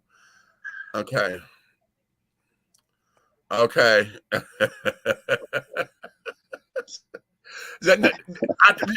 No, you're not. No, you're not. Damn it. Shit. Okay, no, I got this fool to send me a private note. I'm like, oh, that's a new topic for a new show. Ain't that I said that 3 topics ago? Well, God damn it. Shit. Let me end this. I'm trying to get you children to go home so I can get back. Again, movie review. Y'all go check out the new Tyler Perry movie on Netflix. I'm telling y'all, we haven't done nothing like that from him in a long time. What's the name of the movie? JAZZMAN'S Blues. Okay, I was making sure because everybody didn't know that. Okay, JAZZMAN'S Blues, honey. That's yeah. And I think one of the things about that movie which makes it different is the fact that he said in interviews he sat on this for a long time because he couldn't get it done. So that means he had time to develop this script. Okay. As opposed to all his other stuff, because all the other stuff is rushed because he's so busy writing, and got a movie coming out and this, that, and the other. So we know his formula. This one here, he had to take time to develop this. Okay. And you can tell the difference that he still got his Tylerisms in it. But this is a little bit more developed and seasoned. This is a really good piece. Okay. Well, I got a movie that what I'm coming out with is more. It's probably gonna have to be on cable because it's a little raunchy. Yeah. But it's kind of it's almost like a soft. But it's got a storyline, you know what I'm saying? And the storyline got different people in it, like Weight Watchers and Jenny Craig and all that. And it's like, all, what I'm saying? Because it's a story about a bunch of big girls and they all become lesbians, and it's called, they trying to lose weight, and it's called caloric coochie. And it shows. And I sat here to get, you know what, I'm gonna beat your ass for real. Cause I sat here.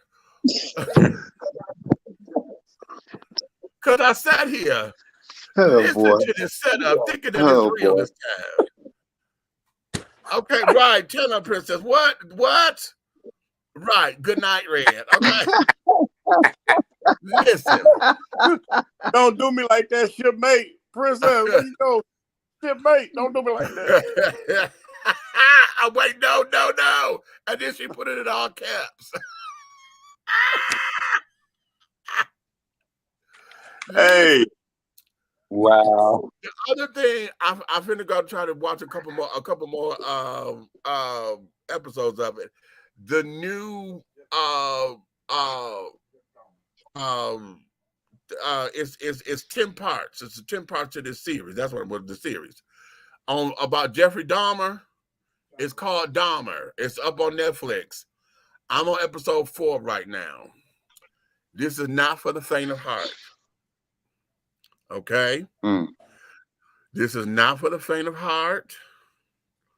And what we're doing in this, they're telling this from like a neighbor's point of view, but we also getting a somewhat of a backstory on Jeffrey. Like, y'all know he died and he was killed in prison and carrying on and blah, blah, blah. Ryan Murphy and them have recreated some stuff that I think will ring true. Y'all know this is based on a lot of true story and things of that nature. I'm on episode 4, and wow, this is not for the faint of heart. So if you're not ready, honey, I'm not gonna recommend that one for those who don't like it. What are you eating? Butt sandwiches or something? What are you doing? I ain't got to that part yet, so I can't tell you. Thighs and wings. No, he like hearts and livers, honey, right now. Oh. No,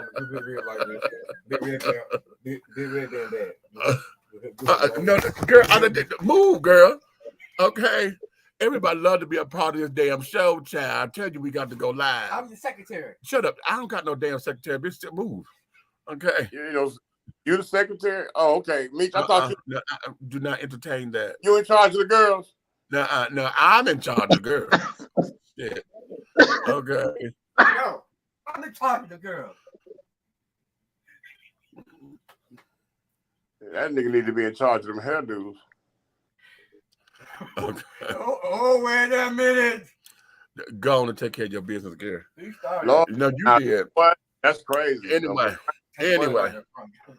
Anywho, that there is that. So yeah, so those are my two little things right now. I got an event tomorrow. I got to make salad for and carry it on, child. I know where to get all of the ingredients. That's right. Go toss that salad. I'm finna go to bed. Watch out now. We're gonna do that in the morning.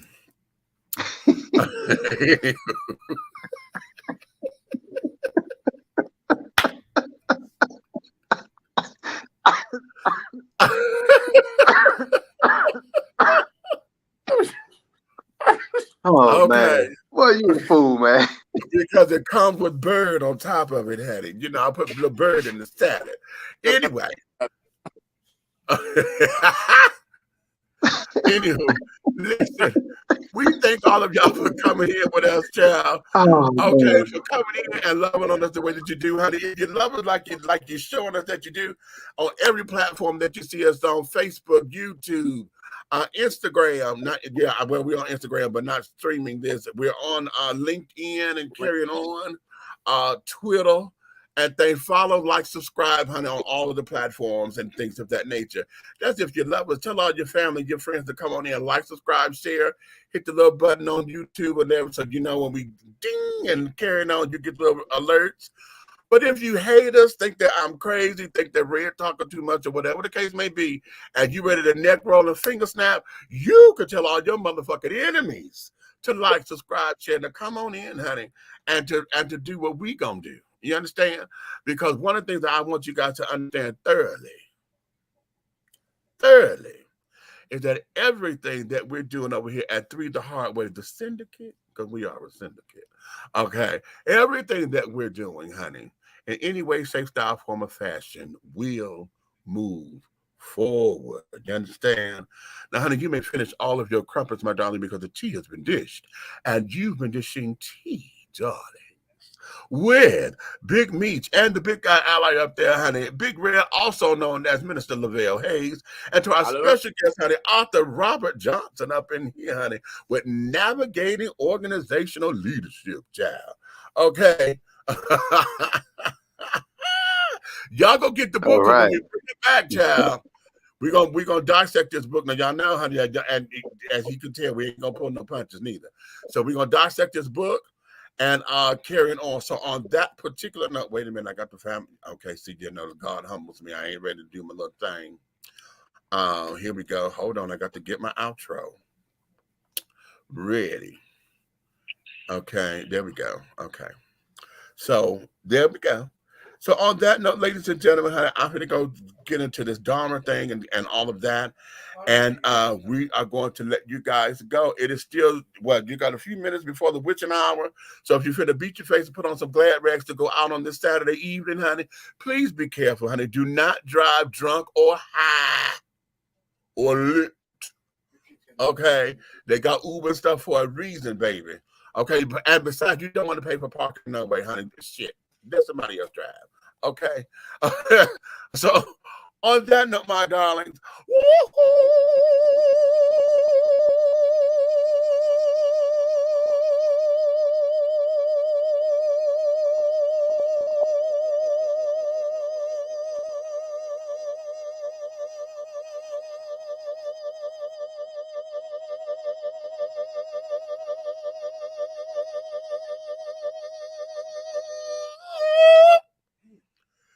whew, breathe, bitch.